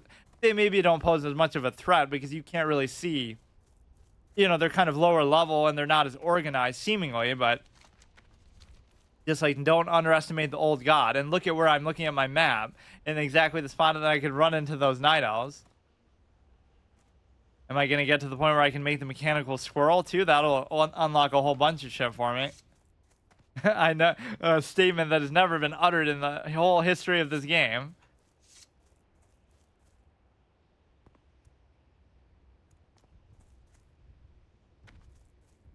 So this was a little bit of an unproductive experience, to be sure. I don't think I have much reason to kill any other Quillbore, so I guess I could just be satisfied to do it here. So let's at least do these two. I could also do the dig rat one. I just want to get something done here because... I have to empty out some of these quest slots. Then I'll have to keep going back to the goddamn crossroads. I just don't have enough room. Like, I can't do anything. Which would apply both to me talking about my bags and my quest log. It's like, yeah, I'll go to Mulgore and do all the quests there, but I won't be able to because I'll have to piecemeal and do one at a time. I didn't think this would be such an issue, actually. Why should I be surprised, though? This zone is just insane like that. I guess I don't have to do the quest in Mulgore. I could just come back and just rest there for now. Let's just kill Quillbore for a while. So we have Quillbore, we have the Silithid, and we have the Dig Rat thing. Right, because that I would have to do... that's somewhere here, like in some... or maybe I won't do that either. I don't know what I'm doing. I have to really set aside a lot more time one of these days. I just don't want to feel like I'm falling behind and not getting anything done. Like, this is a very consuming quest. This guy I tried to kill, but he was way too goddamn tanky. Or let me actually turn this in first.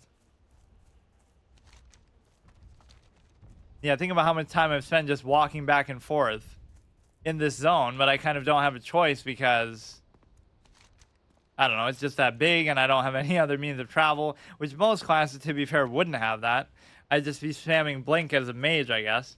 That would be probably the next one I would want to do, even though I've already played a mage, is I would do some sort of restricted permadeath run of a mage. Like I can only use arcane spells or something like that, because I've never done a permadeath run of a mage, period.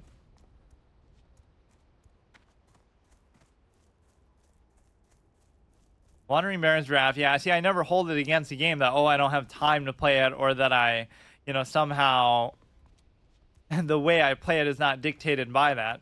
Even somebody like me who, you know, might only play something like this once a week, I would still take my time and do it like this, even after having already played it so much. I don't know what these are. Would that be somewhere I could potentially rest? Although it's still too close to home here. As long as I can finish all these 3 down here, I can always come back later and turn them in. Because I'm actually ready to just go to Mulgar now. It'll take me like an hour to kill these Quillbor, assuming I kill like an average of 1 per minute. Like, to get the 60 things, assuming they drop them 100% of the time, which they presumably probably will.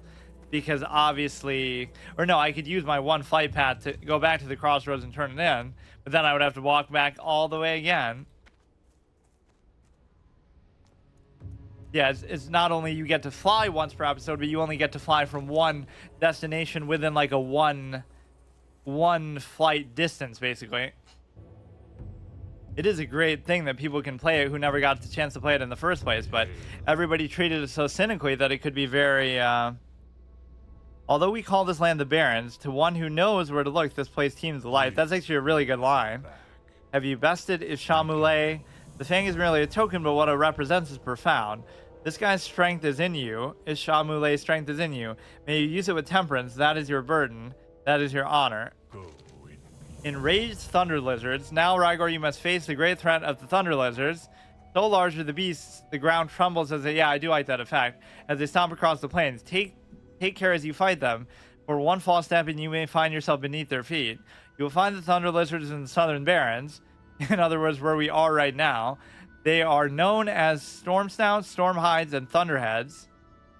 Not the first time I've said that last one. Return to me after you bested them. Bring 3 just 3. Thunder lizard blood.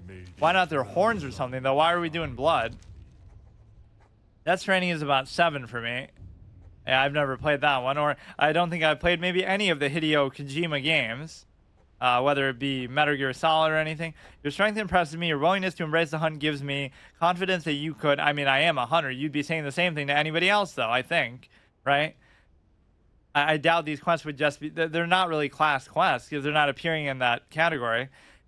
Gives me confidence that you could move on to a bigger game and bigger challenges. The forests of Ashenvale represent a vast, untamed wild that the Horde seeks to impose upon its own will upon, both politically and spiritually. If you seek to prove yourself in an unproven land, seek the guidance of Senani Thunderheart in Splinter Tree Post. The outpost is due... I can't fucking read. The outpost is due north of the path leading to the Barrens. Now, I won't pick that up, I guess, because I am already complaining about how little space I have. In fact, I don't think I even talked to everybody here or did anything. Like, I just kind of came here and rested last time. Peace, friend. Nothing there. Hail. Expert Taylor, welcome to our tent. May I assist you? See, some of the races are at least nice. Some people will just be dicks, like... Don't waste my time, like if it was an undead. This blue leather does draw the eye, I know. You see, we have a great many eager recruits running around here, hunting and slaying with more enthusiasm than wisdom. One must take precautions.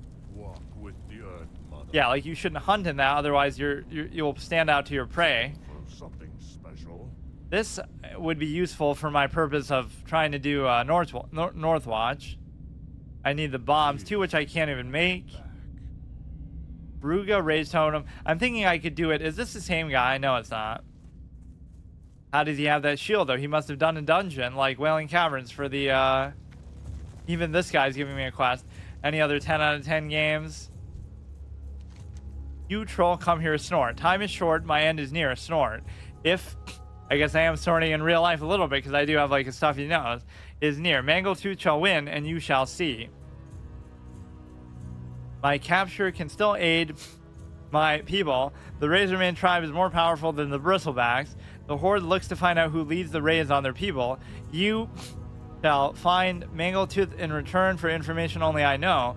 Mangletooth can help you, but you must help Mangletooth. You must strike at my... Yeah, way to make me read the, the quest text equivalent before I even pick up the quest. You must strike my... Well, there's no point reading this because I can't even pick it up, man. Reload, fine. What do we got? So we can kill the Thunder Lizard. I at least want to have a slew of quests to turn in, basically. Or, I guess I wanted to talk to all the NPCs besides picking up quests. Leather Armor Merchant. Doesn't really matter unless they have some surprise green. Apprentice Skinning. How may I aid you? There was nobody in this house, which is kind of bizarre, isn't it? But yeah, let's just talk to this guy and see his base text, even if we don't see his... It's going to be so confusing for me later. Speak, I guess I forgot there was even a forge here at all. The war chief has instructed me to study all kinds of weapons and armor. He has sent me here to the hub of both the Tauren and the Orc creatures cultures in the Barrens to meet as many travelers as possible and to learn about the cultures of the Barrens. He feels there's something to be learned even from the most pathetic of cultures, like the Quillboar or the Centaur. But don't call them pathetic, because then even the Tauren will be offended, because that's their mortal enemy.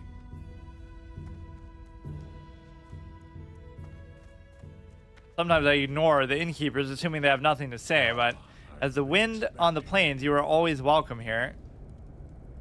Be interested in exploring one of these dungeons. The Wailing Caverns has an entrance at the Lushwater Oasis southwest of the crossroads in the Barrens.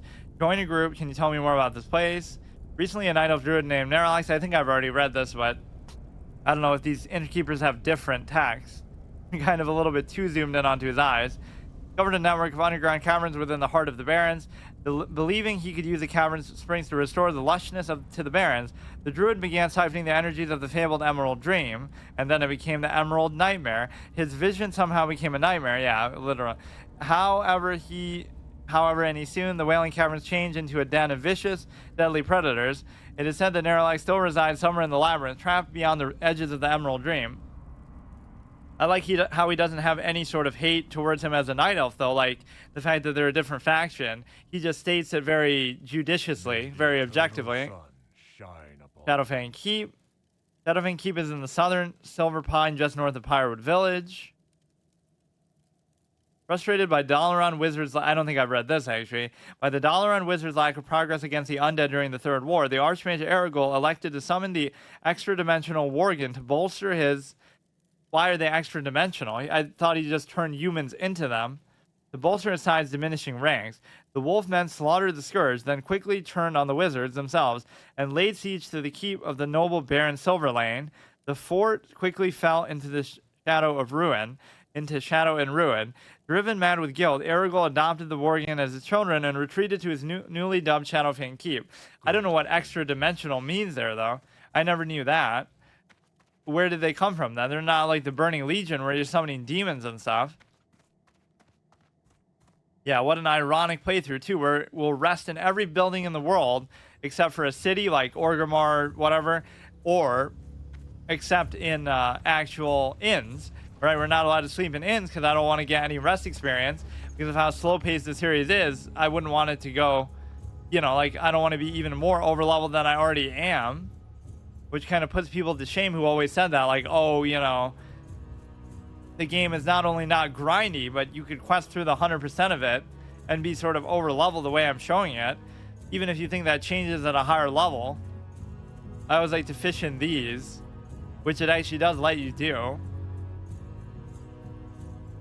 Where the hell is my fishing pole? Here. You 100% can do it too. Part of my fishing completionist challenge. I swear I've done this before. We can do it later though. We stood there for like an hour in that one zone trying to do it.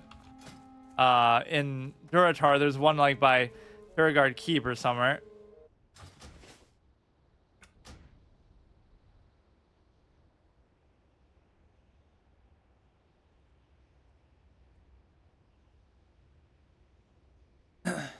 I hate even doing this constantly, like logging out more times than I'm even doing quests in a day, but I just feel like if something happens in town, that could be very dangerous. Like, or like I just won't even know. Somehow, somebody will grief me or troll me, and at least I won't be there to stop it.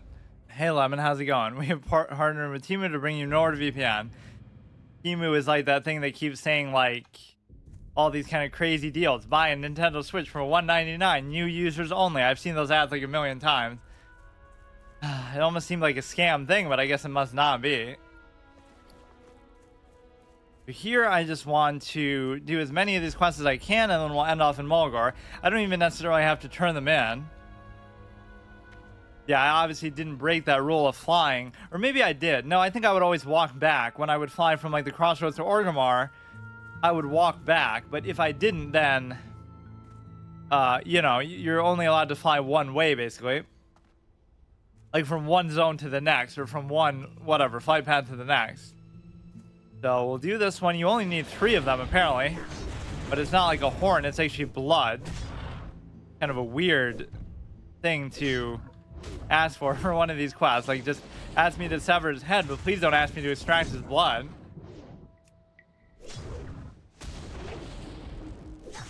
Or, like, there's so many things that make you seem like you're the bad guy, especially a lot of the goblin quests. Like, just go destroy nature and go kill stuff for completely cynical reasons. At least some of this stuff seems like, okay, it's kind of going crazy, or the amount of wildlife you kill in this game is actually insane, though, to think about, like, how can it all be going crazy? Or, like, that's just the nature of the hunt, but you would think somehow PETA's gonna shut this game down, like how they tried to shut down Pokemon.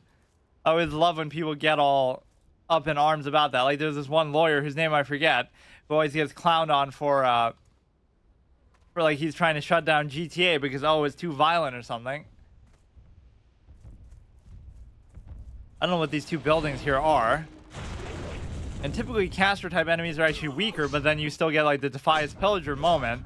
Like, they tend to do like a lesser amount of damage with their spells than a lot of things do with melee. But even as I'm saying that, I'm getting close to dying.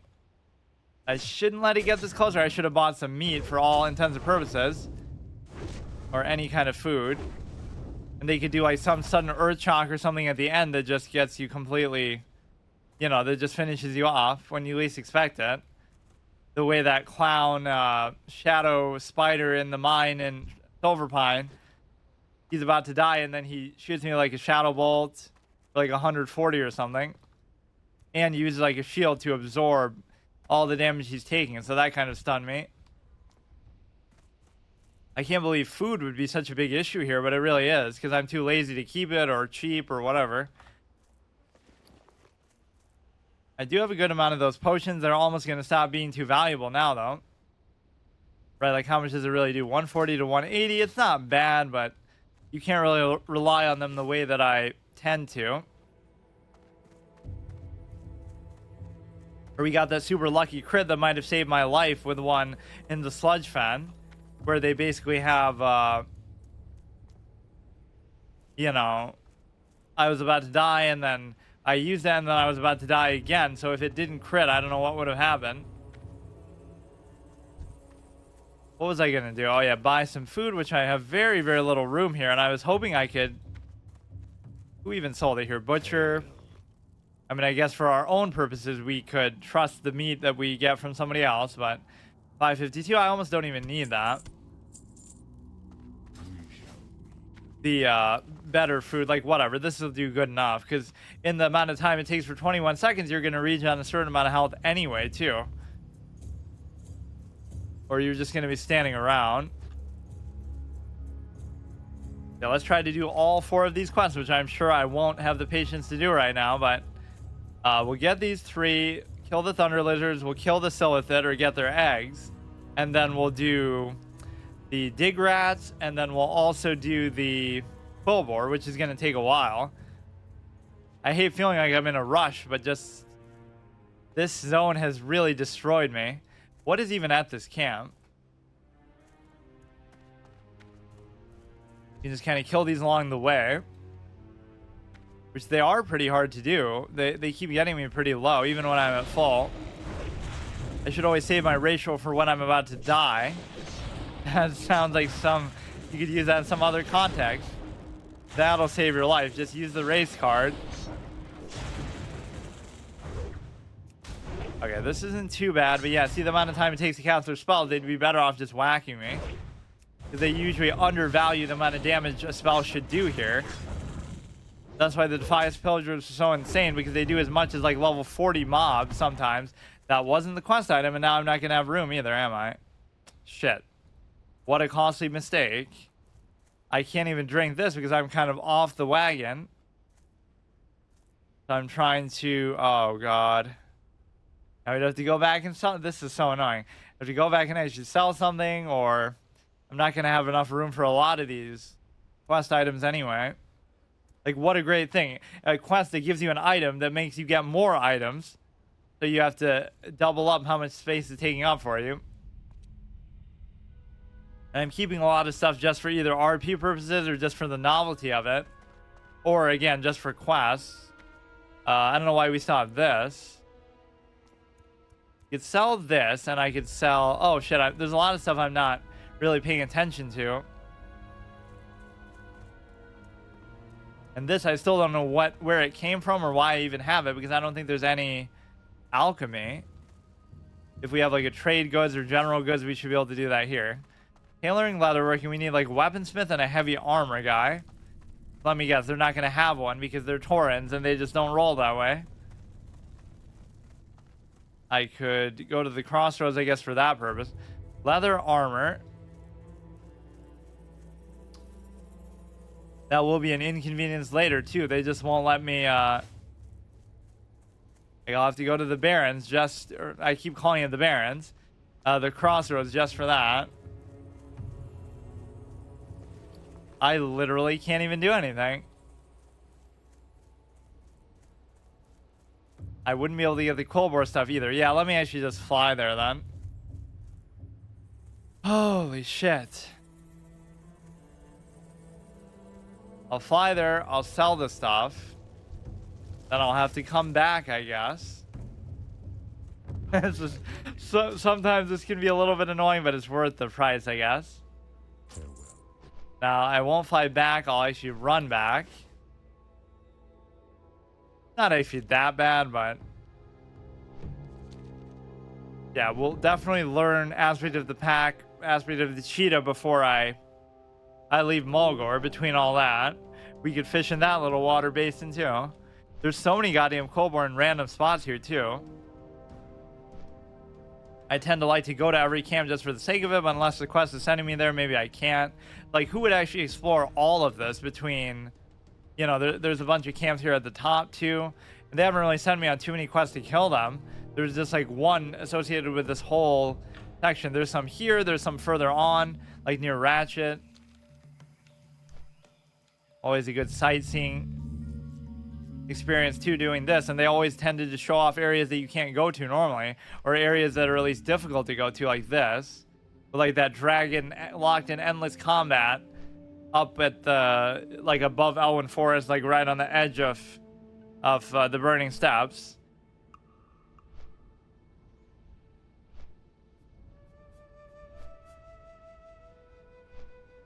Yeah, let's just sell some of this, which I haven't really paid attention to. Actually, I must have had that for a while.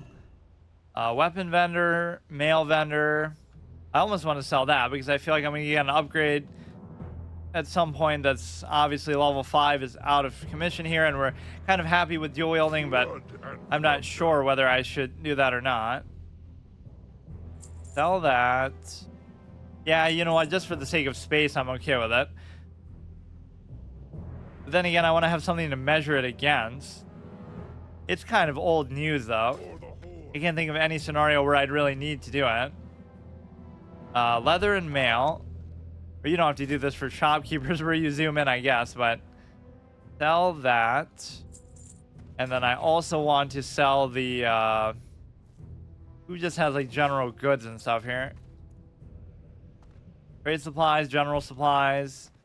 It's just like it doesn't fit in any other category really, so that's fine. Strength. I would so badly want to go to Orgrimmar, but I just can't. Or I have no reason really to. Like how I wanted to end off in Stone Town a couple episodes ago, but I just couldn't do it. We have a lot of quests towards the south, but I still haven't finished every single quest here. Or even this guy kind of trolls you by giving you a quest from the crossroads to send you all the way goddamn to the south of the map. But I guess it's not that unfitting to kill the Silithid. And then also, one of the guys who gave me the cooking quest is to do with that too. Like, where did he come from? To the east of the crossroads. Or wait, maybe that's something else. Wait, I thought that was in the dwarven camp at the bottom. Like, there's like some sort of excavation site near Camp Tarajo. The grub. Or no, you're bringing them to him, but it is there, I'm pretty sure. Yeah, Baal Madan, never mind, I'm right.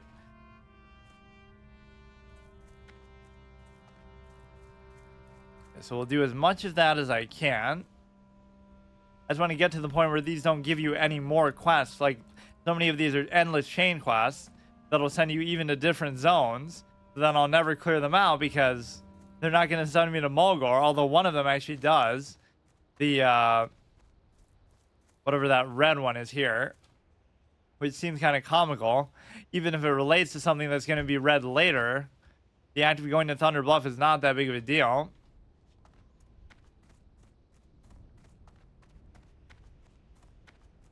The gold road can be very dangerous as you get down to this part here, just because of the simple fact that you're not able to, or even on the way, we can fight our way through all this shit, all the Quillbore camps, because that's all I'm basically trying to do anyway.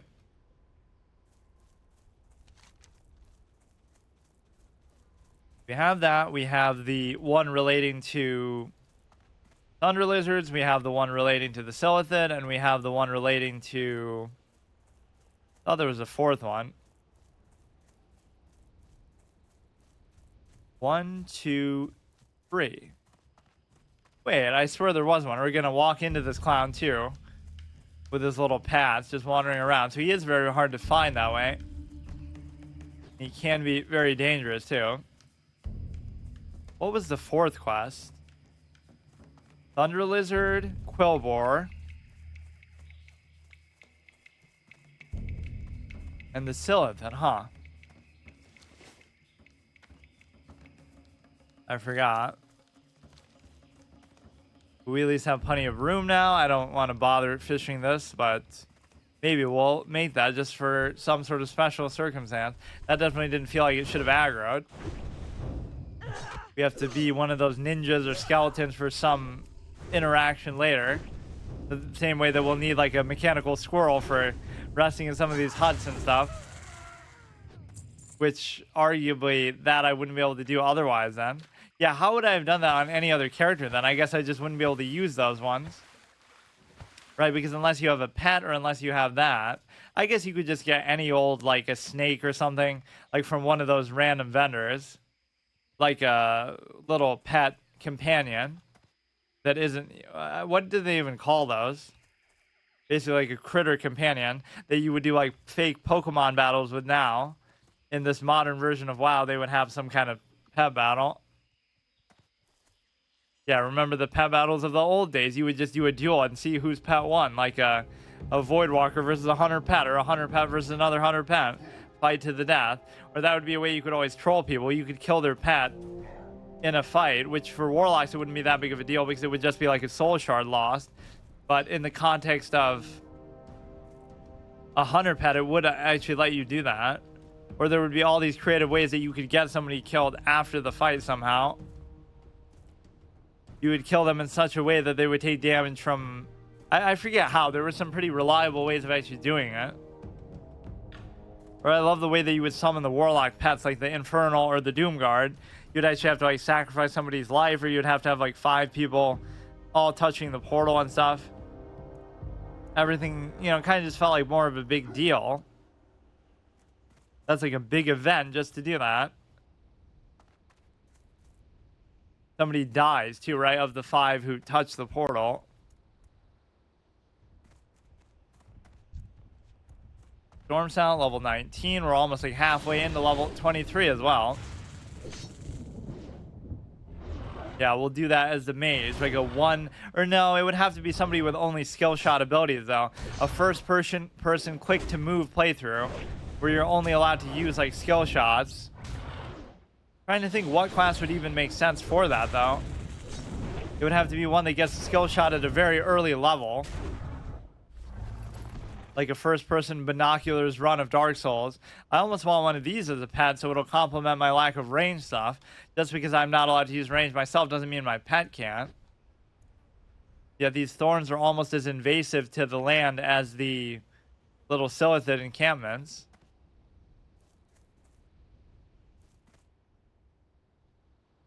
There's more Quillbor, it feels like, than anything else. Like... There's a certain amount of centaur, there's a certain amount of a lot of other invasive creatures, but this feels like so out of the way that it's not even... A lot of these it would never really send you to go to. Let's just try to kill each of them once as we make this trek all the way down. Cut our way through, like Mankirk and his wife tried and failed to do. What a pathetic hunter, he doesn't even have a pet. What kind of a loser could you be? See that? Once again, I'm forgetting to use my traps a lot, which is a big mistake. This makes everything go so much smoother, too. I'm assuming the drop rate on these would be pretty good, but... This could be very... Oh, shit. If he does that again a couple times, or if he gets a crit... Or wait a second. Oh, shit. Resist, that was a pretty clutch resist. The fact that the guy was about to aggro is what really would have done it. That was just not a good scenario to be in. Haven't been this scared by a Geomancer since the Cobalt Geomancer in, like, the fucking mine in Elwyn Forest or whatever. Which I don't even know if that's where they are. They might be somewhere else, like Loch Madon or something. Yeah, just the enemies that you fight as the Horde feel a lot more badass for the most part. Like, even at a low level, you're fighting Centaur, you're fighting this, you're fighting the Undead, literally the Scourge. Whereas with Alliance, you're fighting kobolds and you're fighting boars and you're fighting... I mean, both sides fight beasts a lot, so that part is fair, but... This guy's padding through in a very annoying way. I just want to see what's even in this camp. There'll be some chest or something. Come on. Made me pop a potion for nothing, and you're kind of both ranged enemies. You're going to shoot me with your bow. She's going to shoot me with her fire spells and stuff, and that actually did a pretty decent amount, like 88 even with a base non-crit. I assume these drop rates are going to be pretty damn good, but it won't be necessarily 100%, although it's one of those logical things that it should be 100% because, you know, they all have tusks, I guess, unless they're destroyed in the battle. That would be the only way you could justify, like, why it wouldn't be that way. This guy's like a little Defies Pillager himself, even though he's at a lot higher level. Doing 100 damage with the base spell is pretty crazy. Gets a crit off. I don't know what I'm going to do, or he'll get, like, a Fire Blast, too. Oh, he drops 2, though. That's very convenient. As long as we're not overstacking them, it's okay. Definitely use up my food a bit. I just wish enemies would drop food a bit more. Because then I would just get it and use it on the spot. It's not like I have to worry about it taking up too much space. Okay, tin is pretty worth getting, and I obviously haven't been here ever before, so we know we haven't consumed the one and only node, right, per each of these areas that we would be allowed to do. Can't even clip his wings, clip his other wings, because as I said, he's a hunter with clip wings, because like me, we don't have a pet. The ultimate sacrifice that you could make.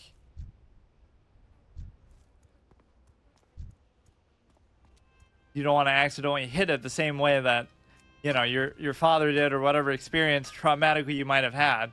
That's always a very good. Oh, these blood shards are kind of stupid. I've been this annoyed by a blood shard since I saw this mechanic in Hearthstone because it kind of sucks.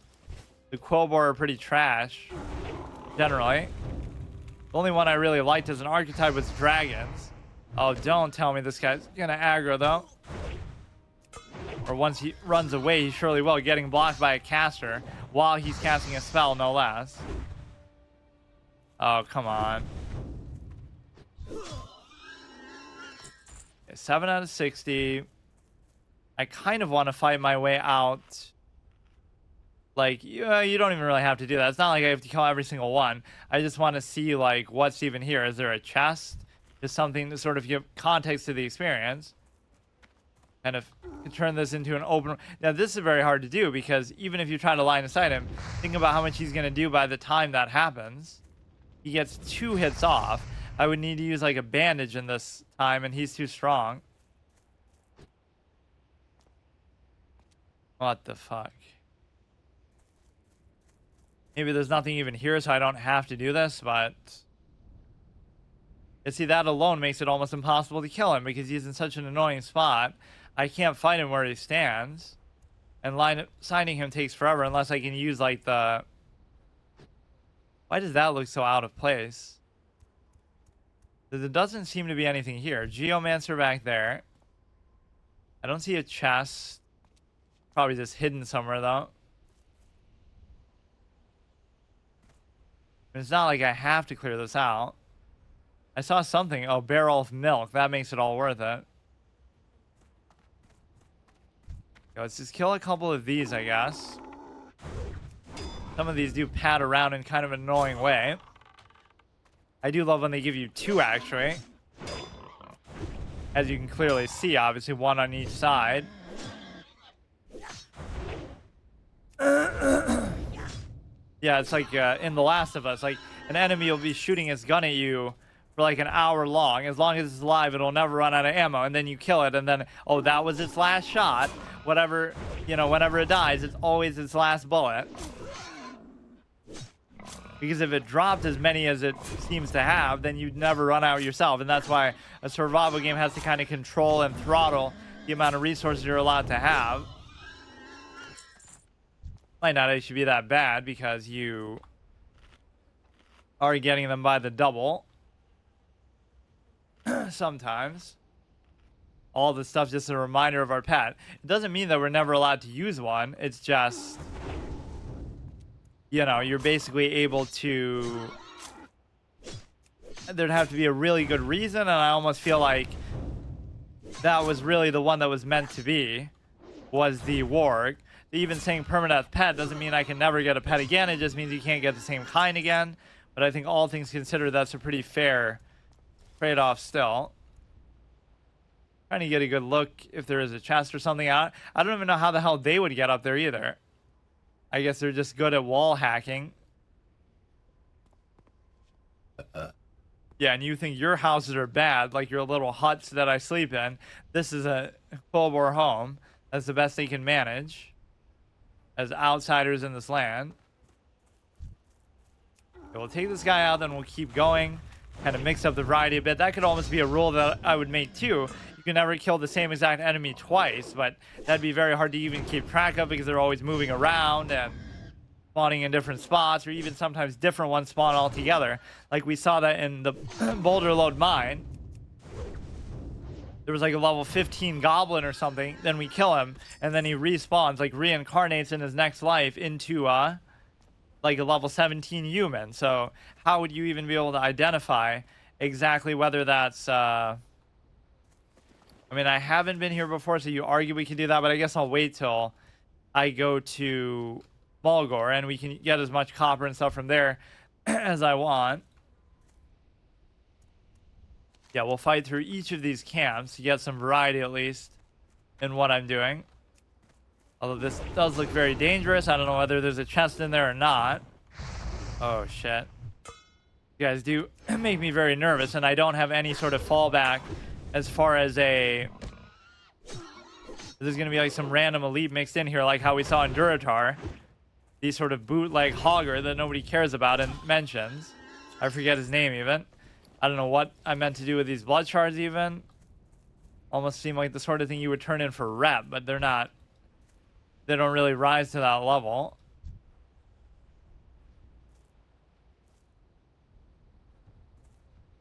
Yeah, I actually don't know what those are used for at all. I do like that little earthquake effect that he was talking about. Yeah, see, they'd be better off trying to hit me with that, just trying to stop me to death, than using their magic. Always gets scary when you get low, especially against a caster, whether it be because of a crit coming. But yeah, see, these guys' abilities suck. Even if it's like chain lighting and it would hit my pet too, or my group that I would be trying to kill a random non-elite with. I keep thinking that's a quest item. Fuck. So they don't drop that blood very often. Again, using the same sort of trope and logic. Don't they all have blood? If it bleeds, we can kill it. But apparently, these should be invincible then by that logic. I don't actually have a way to pick that up. So now I'm going to have to finish this quest first and then go back to town. This is why I'm always so careful about what I'm looting and stingy, but it doesn't mean that... I don't know, like that's why I don't auto loot. Front dog ran. His dog ran away, and that's why he died. Like my wolf would have been wise to do, but instead I get him killed. Even though my whole style of play was built around the idea of basically, you know, I'm trying to tank for the pet. The pet isn't trying to tank for me, but I still end up letting it happen in a moment's weakness. Yeah, it would have to be something like that. Like you're only allowed to use Flame Strike, but Flame Strike isn't really good enough either. I can't believe this. Now I have to go back to Camp Tarajo again, which is like right over here, so it's not a big deal. These kind of quests are sort of the most uninventive. Like, oh, just kill a bunch of stuff, and like to such an extreme number that it kind of loses all meaning. It's the kind of thing you would do anyway, like if you're just grinding, but... Or like how I was trying to farm for the chest key on the centaur. Or like how I farm for meat for my pet. So like, even though that's still farming, it's not... You know, at least it's with some sort of purpose. Is there like a chest or something in there? Battered chest. That would at least give me an incentive to try to fight through this, but it's very difficult to do that because...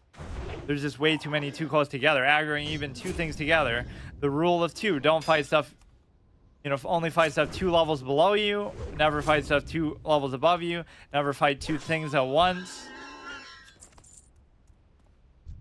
With the hunter, that could also include always fight with the 2 of you together. You and your pet. I almost just want to ignore these, but... Where is the chest even? It's in there, but I can somehow see through the wall, obviously, with my prompt. Just 2 way out in the open, and these are sometimes hard to kite away because there's too much, they have too many ranged abilities. These guys will just shoot at you. Those guys will just cast at you, and again, you're taking like 200 damage before you can even get them out of range at times because... You know, you simply aren't able to... This was like for my alcohol slot, I guess. F10 is my RP item. That'll turn into my noggin fogger. We'll get addicted to that. For now, I won't even be able to loot anything from the chest, so... That is going to be annoying. I keep picking that up thinking that that's the quest item, but it's obviously not. Like the blood.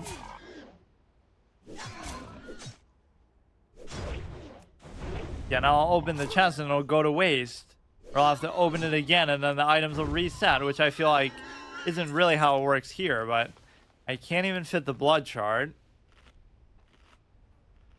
I think I'll still open it because, like, what could be in there that could possibly be good? It's going to be that twin blade thing again. I can't believe how annoying this actually gets. Or I'll just eat all the meat. It's not like it's very valuable, but it's like only silver per 5, so no point buying the other fancy sort of meat.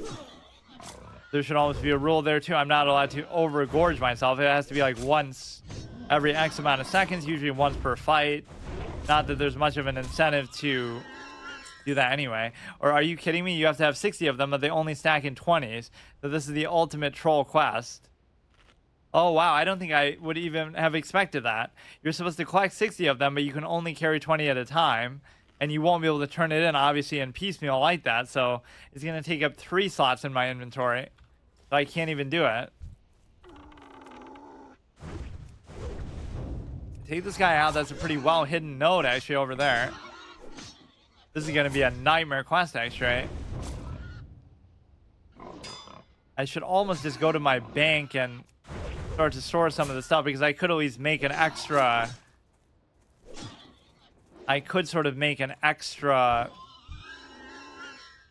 thing here, which is going to be extra bag slot for a gold, which is totally worth it because I was having so much trouble dealing with this otherwise, or I shouldn't even open it until there's something out. There's no fire with which I could destroy stuff. And there's just so many quest items and random shit that I have. I'm going to just assume that there's going to be nothing of value in here. And if it is, I guess I just miss out on it. It's too bad. Light leather, linen cloth. This is just a sword anyway. Sears belt, nothing special. I mean, normally I would just sell those things, but I guess I can't. This is fine. I can't even get any more of the tusks. But I was even saying, like, who's going to actually go to every single Quillboar camp? But I'm actually making a point to try to do it. We went to the ones on sort of the outer wall here. The outer mountain. Yeah, which one is more out of the way and more ugly of a zone? Teldrassil or Mulgore? But it's obviously still Teldrassil. Mulgore actually doesn't even feel that bad.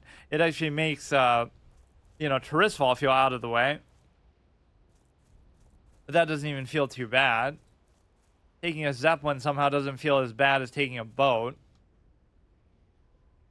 So it's unfortunate because the position I'm in again is that I'm not able to.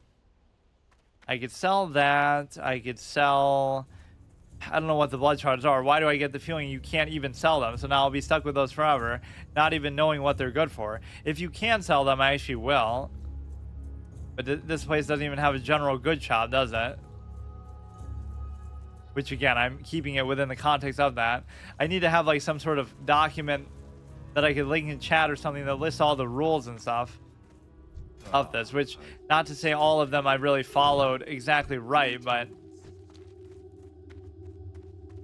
yeah. And what is the tent made out of? Is it made out of cloth or leather? Because you gotta have some sort of pissing contest with that. They'll be fighting over what material should be used for it. Greetings. This is cloth. This guy only sells leather, but we could sell this to like the tailor or somebody in there. If you even have butcher, leatherworking, How may I aid? tailoring and leatherworking supplies, that should count, right? Because you at least have to do with cloth. So let's go ahead and sell the cloth thing there. Even that one slot is all I need, but I need it for the Thunder Lizard stuff. Then we'll need it for the Silithid Egg, but I could always turn this in, so let's just look for these guys. It's very annoying how the Quillboar thing is going to take up 3 slots in my inventory, though. That is insane. It's annoying enough that it requires such a high amount, like just... That's a pretty rare quest condition in the first place, but especially because... Now, isn't this like the closest entry point to another zone? Like, if you think about all the other areas, in order to get from Northshire Abbey to Westfall or something is super far away. But this is so close. You don't even get to Bloodhoof Village yet, and you're already in the Barrens, right? That's a pretty unique thing. If we actually think about all the other 1 to 10 zones, you have to go from Valley of Trials all the way around here. I guess unless you skip through and jump through the wall and swim across there. But won't really count that. Obviously, Teldrassil, there's no easy way to Darkshore. Tirisfal, there's no easy way to Silverpine. You know, well, this is actually pretty similar. You could just skip down and go like that instead of... Wait, why does it show it like that? Like I've never been to Silverpine. Wait, how is the map bugged out like that? Look at how it shows it's not a bug, but it somehow doesn't count that as discovered. It makes it seem like there was no physical way for me to get to Silver Pine because you go from here, but nothing was discovered there. I guess just because I haven't been to Undercity, but that path is basically just invisible. The dig rat thing and the Silithid are going to be further south. I'm just getting worried at how little I'm actually accomplishing in these episodes that I'm basically never going to be able to do this, because even here I'm on life support because I'm really milking the Tauren area, but there's going to be no escape otherwise. Right, like we just won't be able to leave the zone because I can't pick up every single quest. That should almost be an option that either I have to wait till only green quests are left, or at least my quest log is full. And as much as I'd like to kill this rare spawn that I've had a pretty good track record of killing, I highly, highly doubt I'd be able to, and I really shouldn't. Right, sometimes rare spawns have such unique abilities that you really have to respect it. You'll have some Earth Shock that does like 150 base or some weird thing. In fact, I'm uncomfortable even being in his presence. I should try to tame him. Then I have to do it all Pokemon style too, where I have to let myself get like low on health. Or no, I have to let it get low on health first. Get it to like into the red zone, like 10%. And only then I'm allowed to start taming it. Oh shit. Guys getting a little bit too close for comfort. And again, it's always hard to fight these guys back because they're using range stuff. So their blood is pretty rare here, unfortunately. So that'll be like the first rare spawn that I pass up killing. And that was almost a condition here. If you see a rare spawn, you almost have to kill it. But it's not that concerns me. It's just, like, if it was, I don't know, just fighting a level 25 period is something that would concern me. You have to realize, right? It's not the fact that it's a rare spawn. This is another one of those dead trees, like how we saw with the whatever, that raptor guy.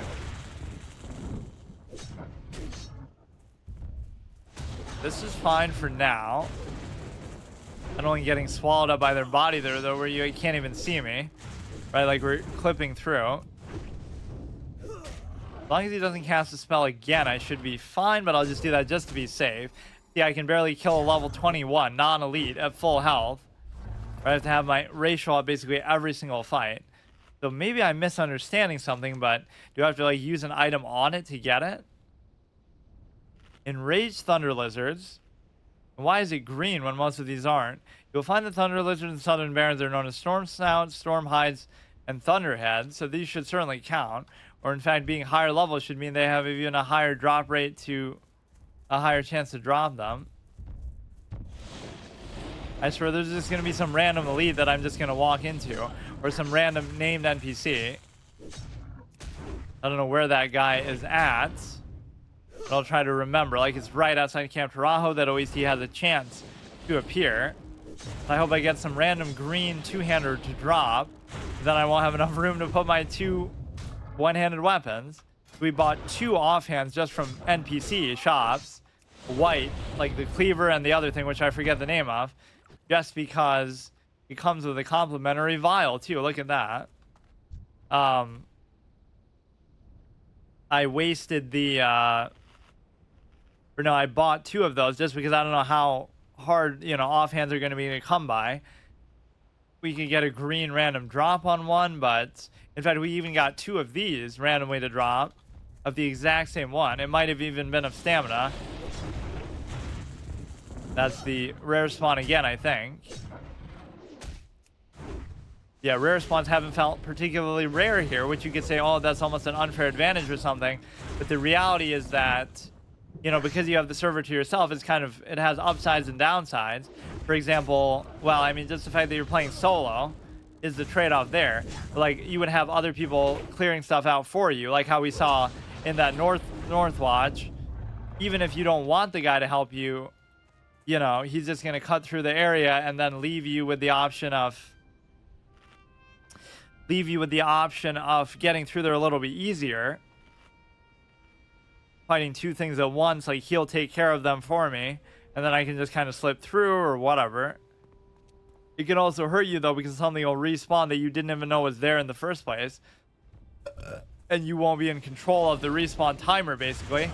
because of the simple fact that, you know, you would at least know, like, okay, I killed that 5 minutes ago, so I know it could respawn. Even though that seems like it would help you, it can definitely catch you off guard. I'll accidentally do some kind of AoE that aggroes some shit like that. Which the trap doesn't really seem to be able to do that unless it's the first hit of the trap that'll do it to you. There he is again, dude. He's teasing me, but I'm just not cut out for it. At least if he was the same level as me, I feel somewhat comforted, or at least if I had my pet, or at least if I could use range or anything. So many qualifiers. I can deal with 1 or 2 handicaps, but not this many together.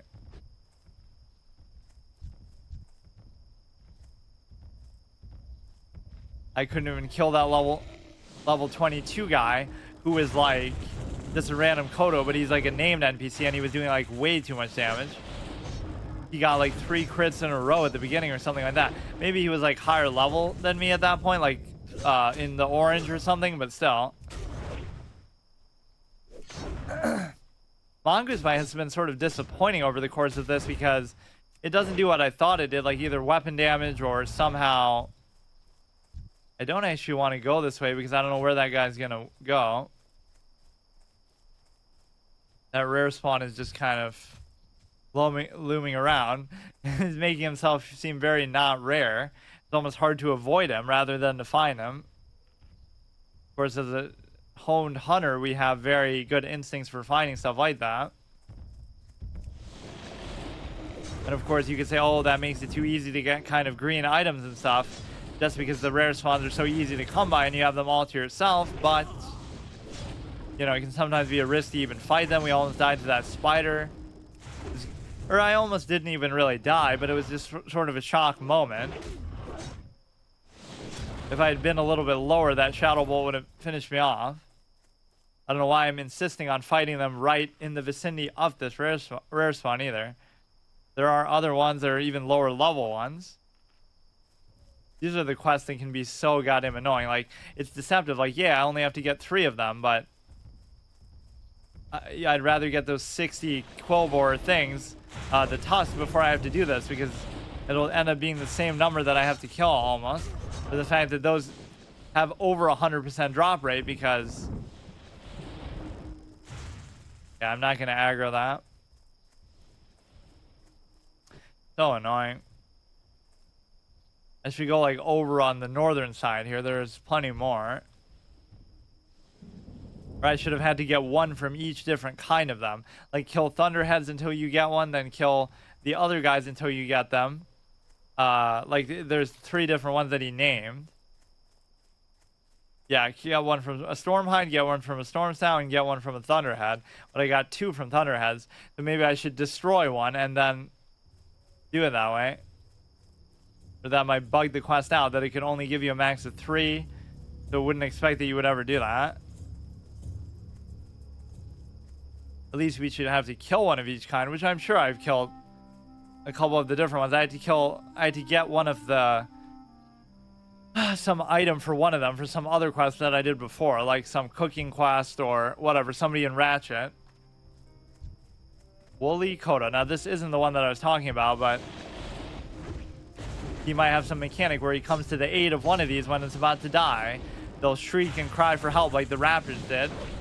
It was my other PTSD moment of many involving a raptor.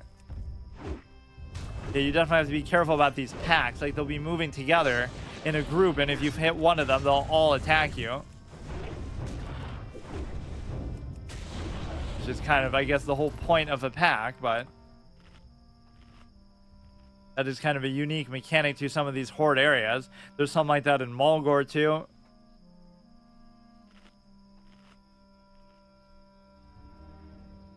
Yeah, just the whole music and vibe and everything of the horde areas, even though I'm a lifelong Alliance player, and even though some of the horde areas arguably feel unfinished in some ways and stuff like that, just the fact that the Barrens is bundled together as a level 10 to 20 zone of not only the Orc and the Troll, which is normal, like Lochmadan is of the Gnome and the Dwarf. The fact of the matter is that it's also bundles in the Tauren, and so it's like for 3 different races out of 4. So that justifies it being so big. That actually, even though you could say it's sort of, just the fact it was unfinished and some sort of antiquated design, like, oh, they were just rushing, it makes it feel sort of unique and natural. Like, not everything feels very set in stone. That almost sounds like a shell thing. Like, oh, it's not just a retcon by George Lucas. It was part of some intention that he had. That people, I've never seen people fanboy over something more than Star Wars. Like, where they try to defend things in a retcon way. Like where he says, only a master of evil, Darth, and then they tried to redo that line in Kenobi or whatever, one of the TV series, try to make it seem like, oh yeah, that's totally what. Oh shit. I mean, even though they're not Brontis, 27 elite, like, look how many unique type of enemies there are. We're seeing the rare spawn there, the little whatever it's called. That one rare spawn, we see the elite. We saw another elite earlier, which was like that zebra. I guess I'm not really looking for the named ones. These are at least harder to kill though, so who cares? I guess they might have like different attack patterns or something that's worth seeing, but I don't see what would happen. Like, what if I accidentally reloaded? And I didn't have to do that at the beginning of the series either. It's ruining the RP of this. I don't know how you turn that off either. Are you kidding me, dude? I'm gonna have to use like a potion that I won't even have up on cooldown. Are you kidding me with this? Good thing that hits even less than their melee abilities do. If it was something else, that would have actually killed me. 34 it's hitting. Like, what kind of garbage is that? Okay, let's just wait here for a second. I didn't really have to run away from this one. I was just afraid of the big pack of Kodos there. This quest will basically take me the rest of my natural life to even do. Holy shit, man. If only the quest log wasn't so full, then I wouldn't even feel so compelled to do these. Or maybe I'm trying to do the rule of 2 here, fight the level 20s only. The quest is green, so there are clearly some lower level ones that I could fight, like to the north of Camp Tarajo, but somehow I'm just not willing to actually do that. The drop rate is surprisingly low, even though we got like 2 of them to drop almost back to back.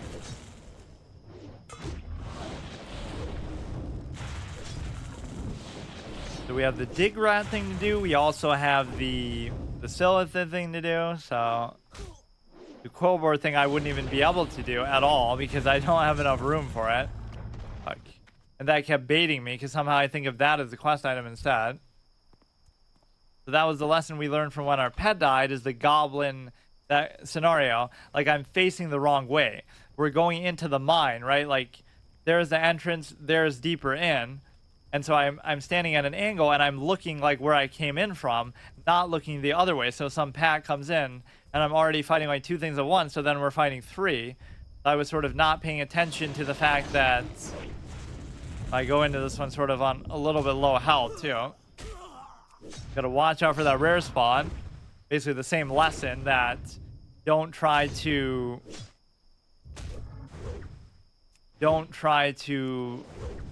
get too complacent. Always look in the way that they could be coming from, not from behind you. In before a pad or a respawn comes behind me and kills me that way. Make every mistake at least once. At least the pet died for a good cause, but then again, I wouldn't even be doing that in the first place if I didn't have the pet, you know? Level 20, level 21. I don't know where the other ones even are. Like, it's not like I haven't killed the other named ones. And again, I'm never using my trap, so that could make a lot of these a lot easier to do. At least a lot of these random elites are not hostile to you. I just love this because so many things can go wrong. Like, it might not seem that difficult, even with my other conditions on top of it, right? It still seems doable, but you can get a mitigation chain, you can get a crit chain, you can get something to aggro unexpectedly, use an unexpected ability, you aggro too many things at once. I'd have to go back almost just to get food now, too. That is something I'm going to have to start doing on a more regular basis now, which means I should probably be able to cook, too. I think I'm just realizing as we get to these higher level areas, it's going to be very hard to do this within the shortness of these episodes. What is even over here? Hey, welcome back. I don't know if you can hear me though. One quiet gamer, more like one silent gamer, but not to any fault of my own. Oh, this I guess is just nothing.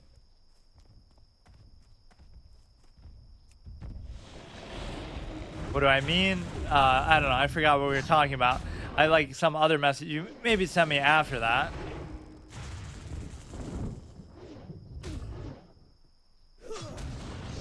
Let myself get way too goddamn low. It's clearly just to bump up the racial. And I just wasted like those 5 potions just so I could make more room in my inventory. You did chess club, nice. You won. Yeah, see, that's all it takes to be better than the average person is to have to be like 12 or 1300 rating. You'll be top 10% in the world. Can you hear me now, or can you?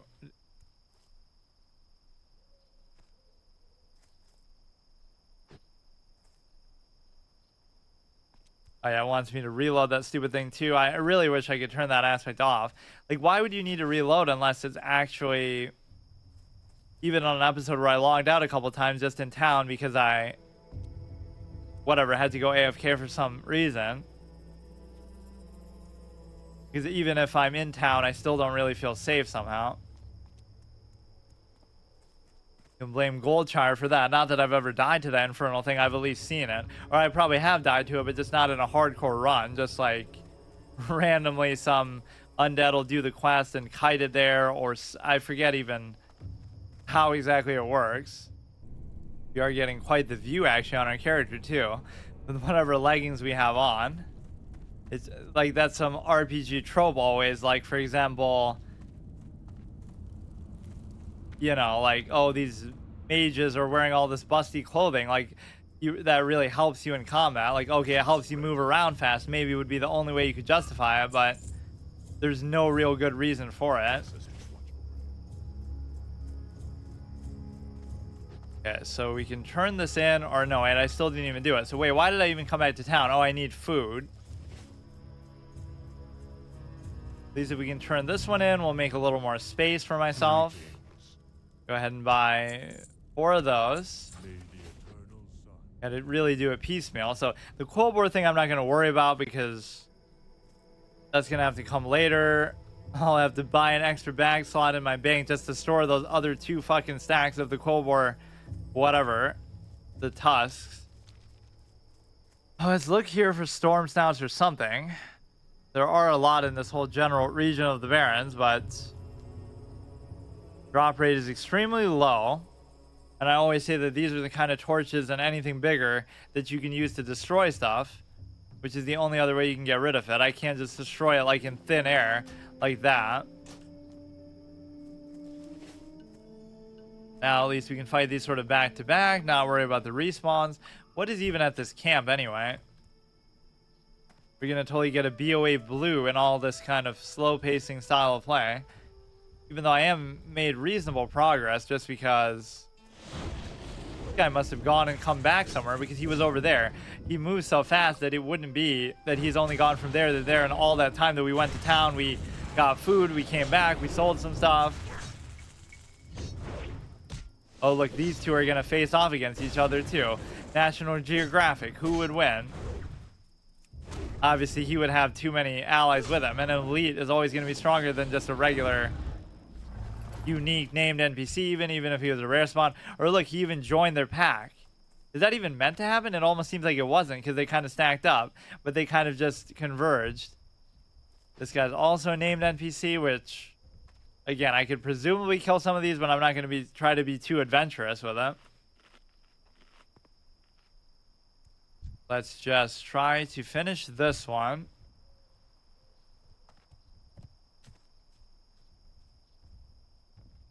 Do like an average of 1 quest per episode, which is insane. I'm shocked that that's even possible, but you know, we're gonna be so over leveled that then they'll become a little bit smoother.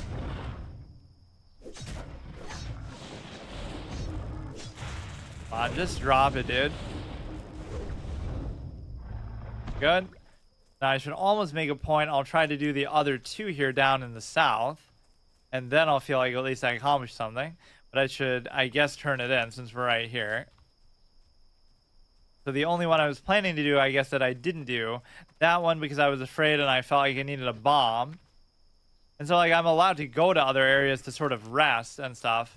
Although it's kind of disingenuous because I was saying, oh, I'm going to start doing quests in Mulgore, right, too, just for the completionist's sake.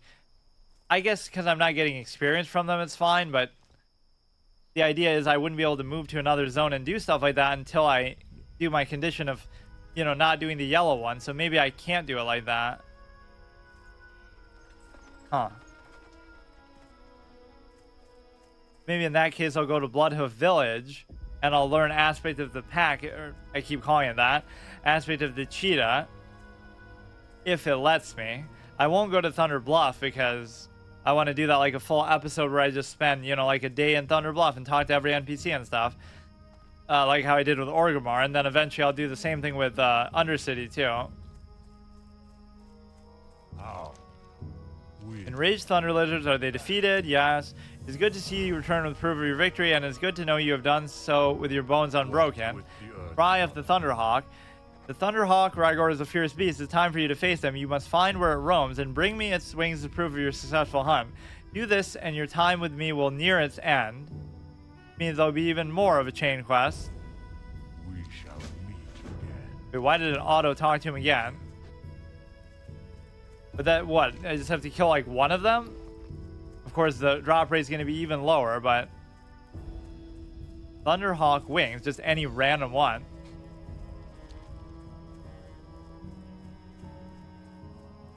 That wasn't the named one. It was just like Otoquanwa or whatever the hell. There are actually a decent number of players that we've seen at least normal to the, you're going to join that NordVPN.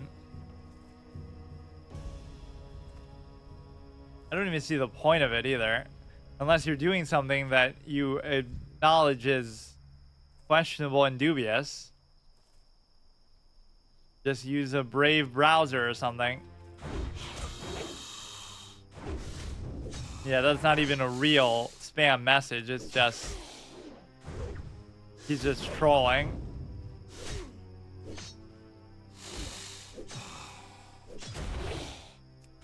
This is fine. I really do hope I get a green, whether it be a two-hander or even something for my offhand, or even upgrade my... Wow, that makes up for how annoying the last one was to do.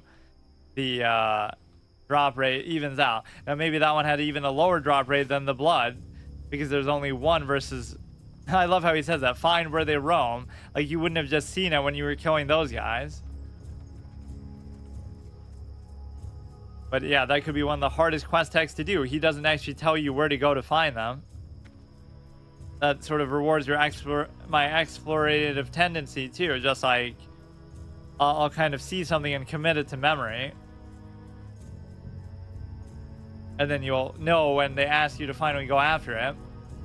But you kind of wonder, like, what is that Quillboard camp meant for, if not some specific quest later? Like, there was that one guard in the middle one. Or somebody, like, passed out on the ground. Is it done? Have you slain them? You, like the Thunderhawk, should be proud. You have bested every foe we set before you, and you've done so with strength, courage, and honor. But then why should the Thunderhawk be proud? He should be he died and did the exact opposite of what you just said. So what is your standard? But your path continues. In fact, you will find true hunters. Forever strive, forever walk the path with the same pride you have shown me. Why does it seem like it's a hunter quest, even though he'd be presumably saying this to anybody? Shield or a staff. Walk with the earth. You've hunted beasts of the barrens. Your spirit is strong, but a true hunter must be prepared. A true hunter can stalk prey down any path. Mountains and swamps will not sway her.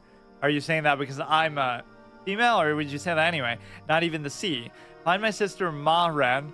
She hunts the great water beasts along the coast. She will be your teacher in their ways, but be wary in your search for her, for the Barrens coast is held by humans. You don't even say where she is. I'm not even going to pick that up. I mean, I assume it would be somewhere along there, but I don't really remember seeing one like that. So he's giving me 2 quests in a row where he's just like, find the Thunder Hawk, find my sister or whatever, like with no other context to it. At least that opens up 1 spot for me.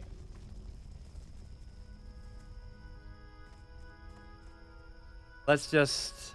I really am not happy with this, but at least once we get that, that's going to expedite everything I'm doing a lot, because there is a lot of just walking around. I could either do Bloodhoof Village or the other one. I want to do Bloodhoof Village just so I can see if I can learn this. Otherwise, maybe next episode will be the Thunder Bluff one. Just to kind of see... I guess that doesn't count, right? You don't have to do every quest that they would give you from Thunder Bluff, and presumably they're not going to give me that many. A lot of them would just be like dungeon quests and stuff. This would be my first time stepping in Mulgore as a Horde character, maybe since... I don't know, maybe I have done it, but... I've never gotten a Horde character to 60, at least in Classic. Because my only chance would have been 2004 to 2007, so I don't know why people act so jaded like they've done everything in the game. Yeah, this doesn't count for, like, oh, you're doing another zone before you completed every green quest in that zone. It's just more like... so many goddamn Centaur. You could say they have it out for the Tauren, but it could be the opposite. The Tauren are the ones encroaching on their land. So yeah, it's like you're the bad guy the same way, like with a lot of the Goblin quests. There was one in particular that people always pointed to that like was really morally reprehensible. Or like, what's that one where you have to bash in the human skulls? They're like buried underground in some sort of undead concentration camp, some extreme thing like that. You have to take a shovel and bash their skulls in. Not because they've turned to undead or whatever, but maybe because they haven't. Right? They're in the ground like vegetables or something. I forget what exact zone that's in. It almost feels like some sort of later Silver Pine quest or something like that when they... in some later expansion. It's one thing if that's like what something the Scourge were doing, and then you come there to stop them. But no, Sylvanas does a lot of gray area stuff. What was the meme that they said? Like, morally gray.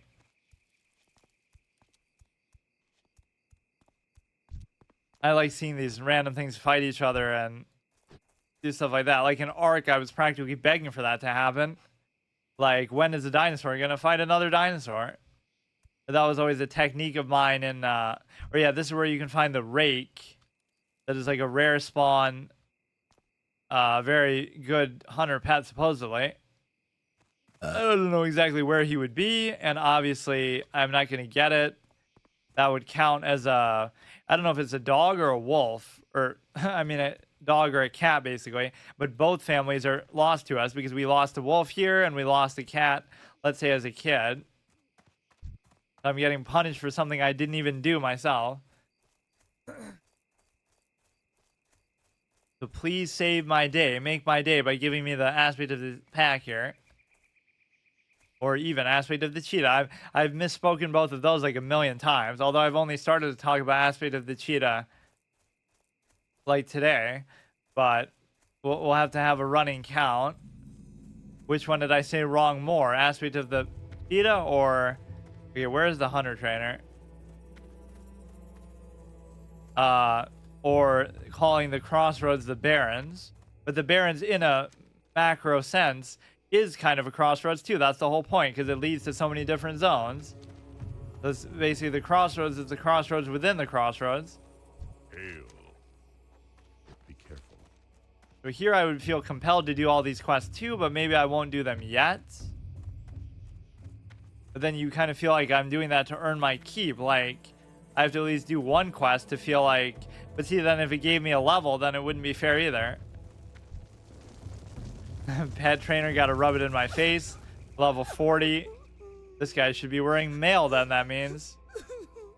Fishing supplies. Will he give me these higher level spells or not? What brings you here? Tauren have a passion for hunting. It is something that runs deep within our kind. He will actually let you get whatever you want. Aspect of the hawk, aspect of the cheetah, mend pet, mend my broken heart from losing my pet, or bring my pet back to life. How about that? This is going to be a big deal. Takes on the aspects of a cheetah, increasing movement speed by 30%. If you take damage, it will be dazed for 4 seconds. Only one aspect activated at a time. So that'll be my first time changing my aspect since basically the beginning of the game. All this stuff I can't even use, obviously, so it saves me money at least. That's the upside of it. Track undead, disengage, freezing trap. I do feel like freezing trap would be justifiable. I don't think track undead is going to be relevant for a while. You do actually have to make an educated decision when it comes to these. Place a frost trap that freezes the first enemy that approaches, preventing all action for up to 13 seconds. Any damage caused will break the ice. Trap will exist for 1 minute. Traps can only be placed when out of combat. Only one can be placed at a time. Disengage. Attempts to disengage from the target, reducing threat. Character exits combat mode. I don't know exactly. I should kind of mess around with it, I guess. I was sort of saving the gold for being able to buy the bag slot for the bank, but I guess I won't worry about that too much now. So where am I going to put all this? I guess I'll replace all the pet stuff. That'll be F1, and then this will be... What was the other thing? Disengage could be F2, I guess. Wing clip, disengage. Attempts to disengage, so it won't really matter unless you want to use it to try to go into feigned death, which is going to be a real lifesaver in the long run. This should actually be up here, even if it seems like it should be on the same row as this, because I don't want to keep changing that, because I'm going to keep doing it on and off. Or I guess both of these should be there then, because I'll keep switching. When I'm in combat, I'll still use aspect of the monkey, and when I'm not, I'll be using aspect of the cheetah. It seems weird to have it up there like that, but this is going to make my life so much easier. So here I could rest in any building that feels like it would be appropriate, which I don't know what that should be. It shouldn't be one that has shops or too many NPCs and stuff in that. Like even this could work. Nobody's in there. That looks kind of disturbing. What the hell is it? Just a bunch of bones? Yeah, that should make up for how slow-paced this playthrough is, though, anyway. And so, either next time we could go to Thunder Bluff and just do that sort of episode, but we still have a lot of work to do in the Baron, so I'm going to have to do a really long episode at some point. My longest episode of this series so far was like 4 hours within the Orgrimmar episode, just talking to every NPC. So most of these, where I'm just leveling in the zone and doing quests and stuff, haven't been that long.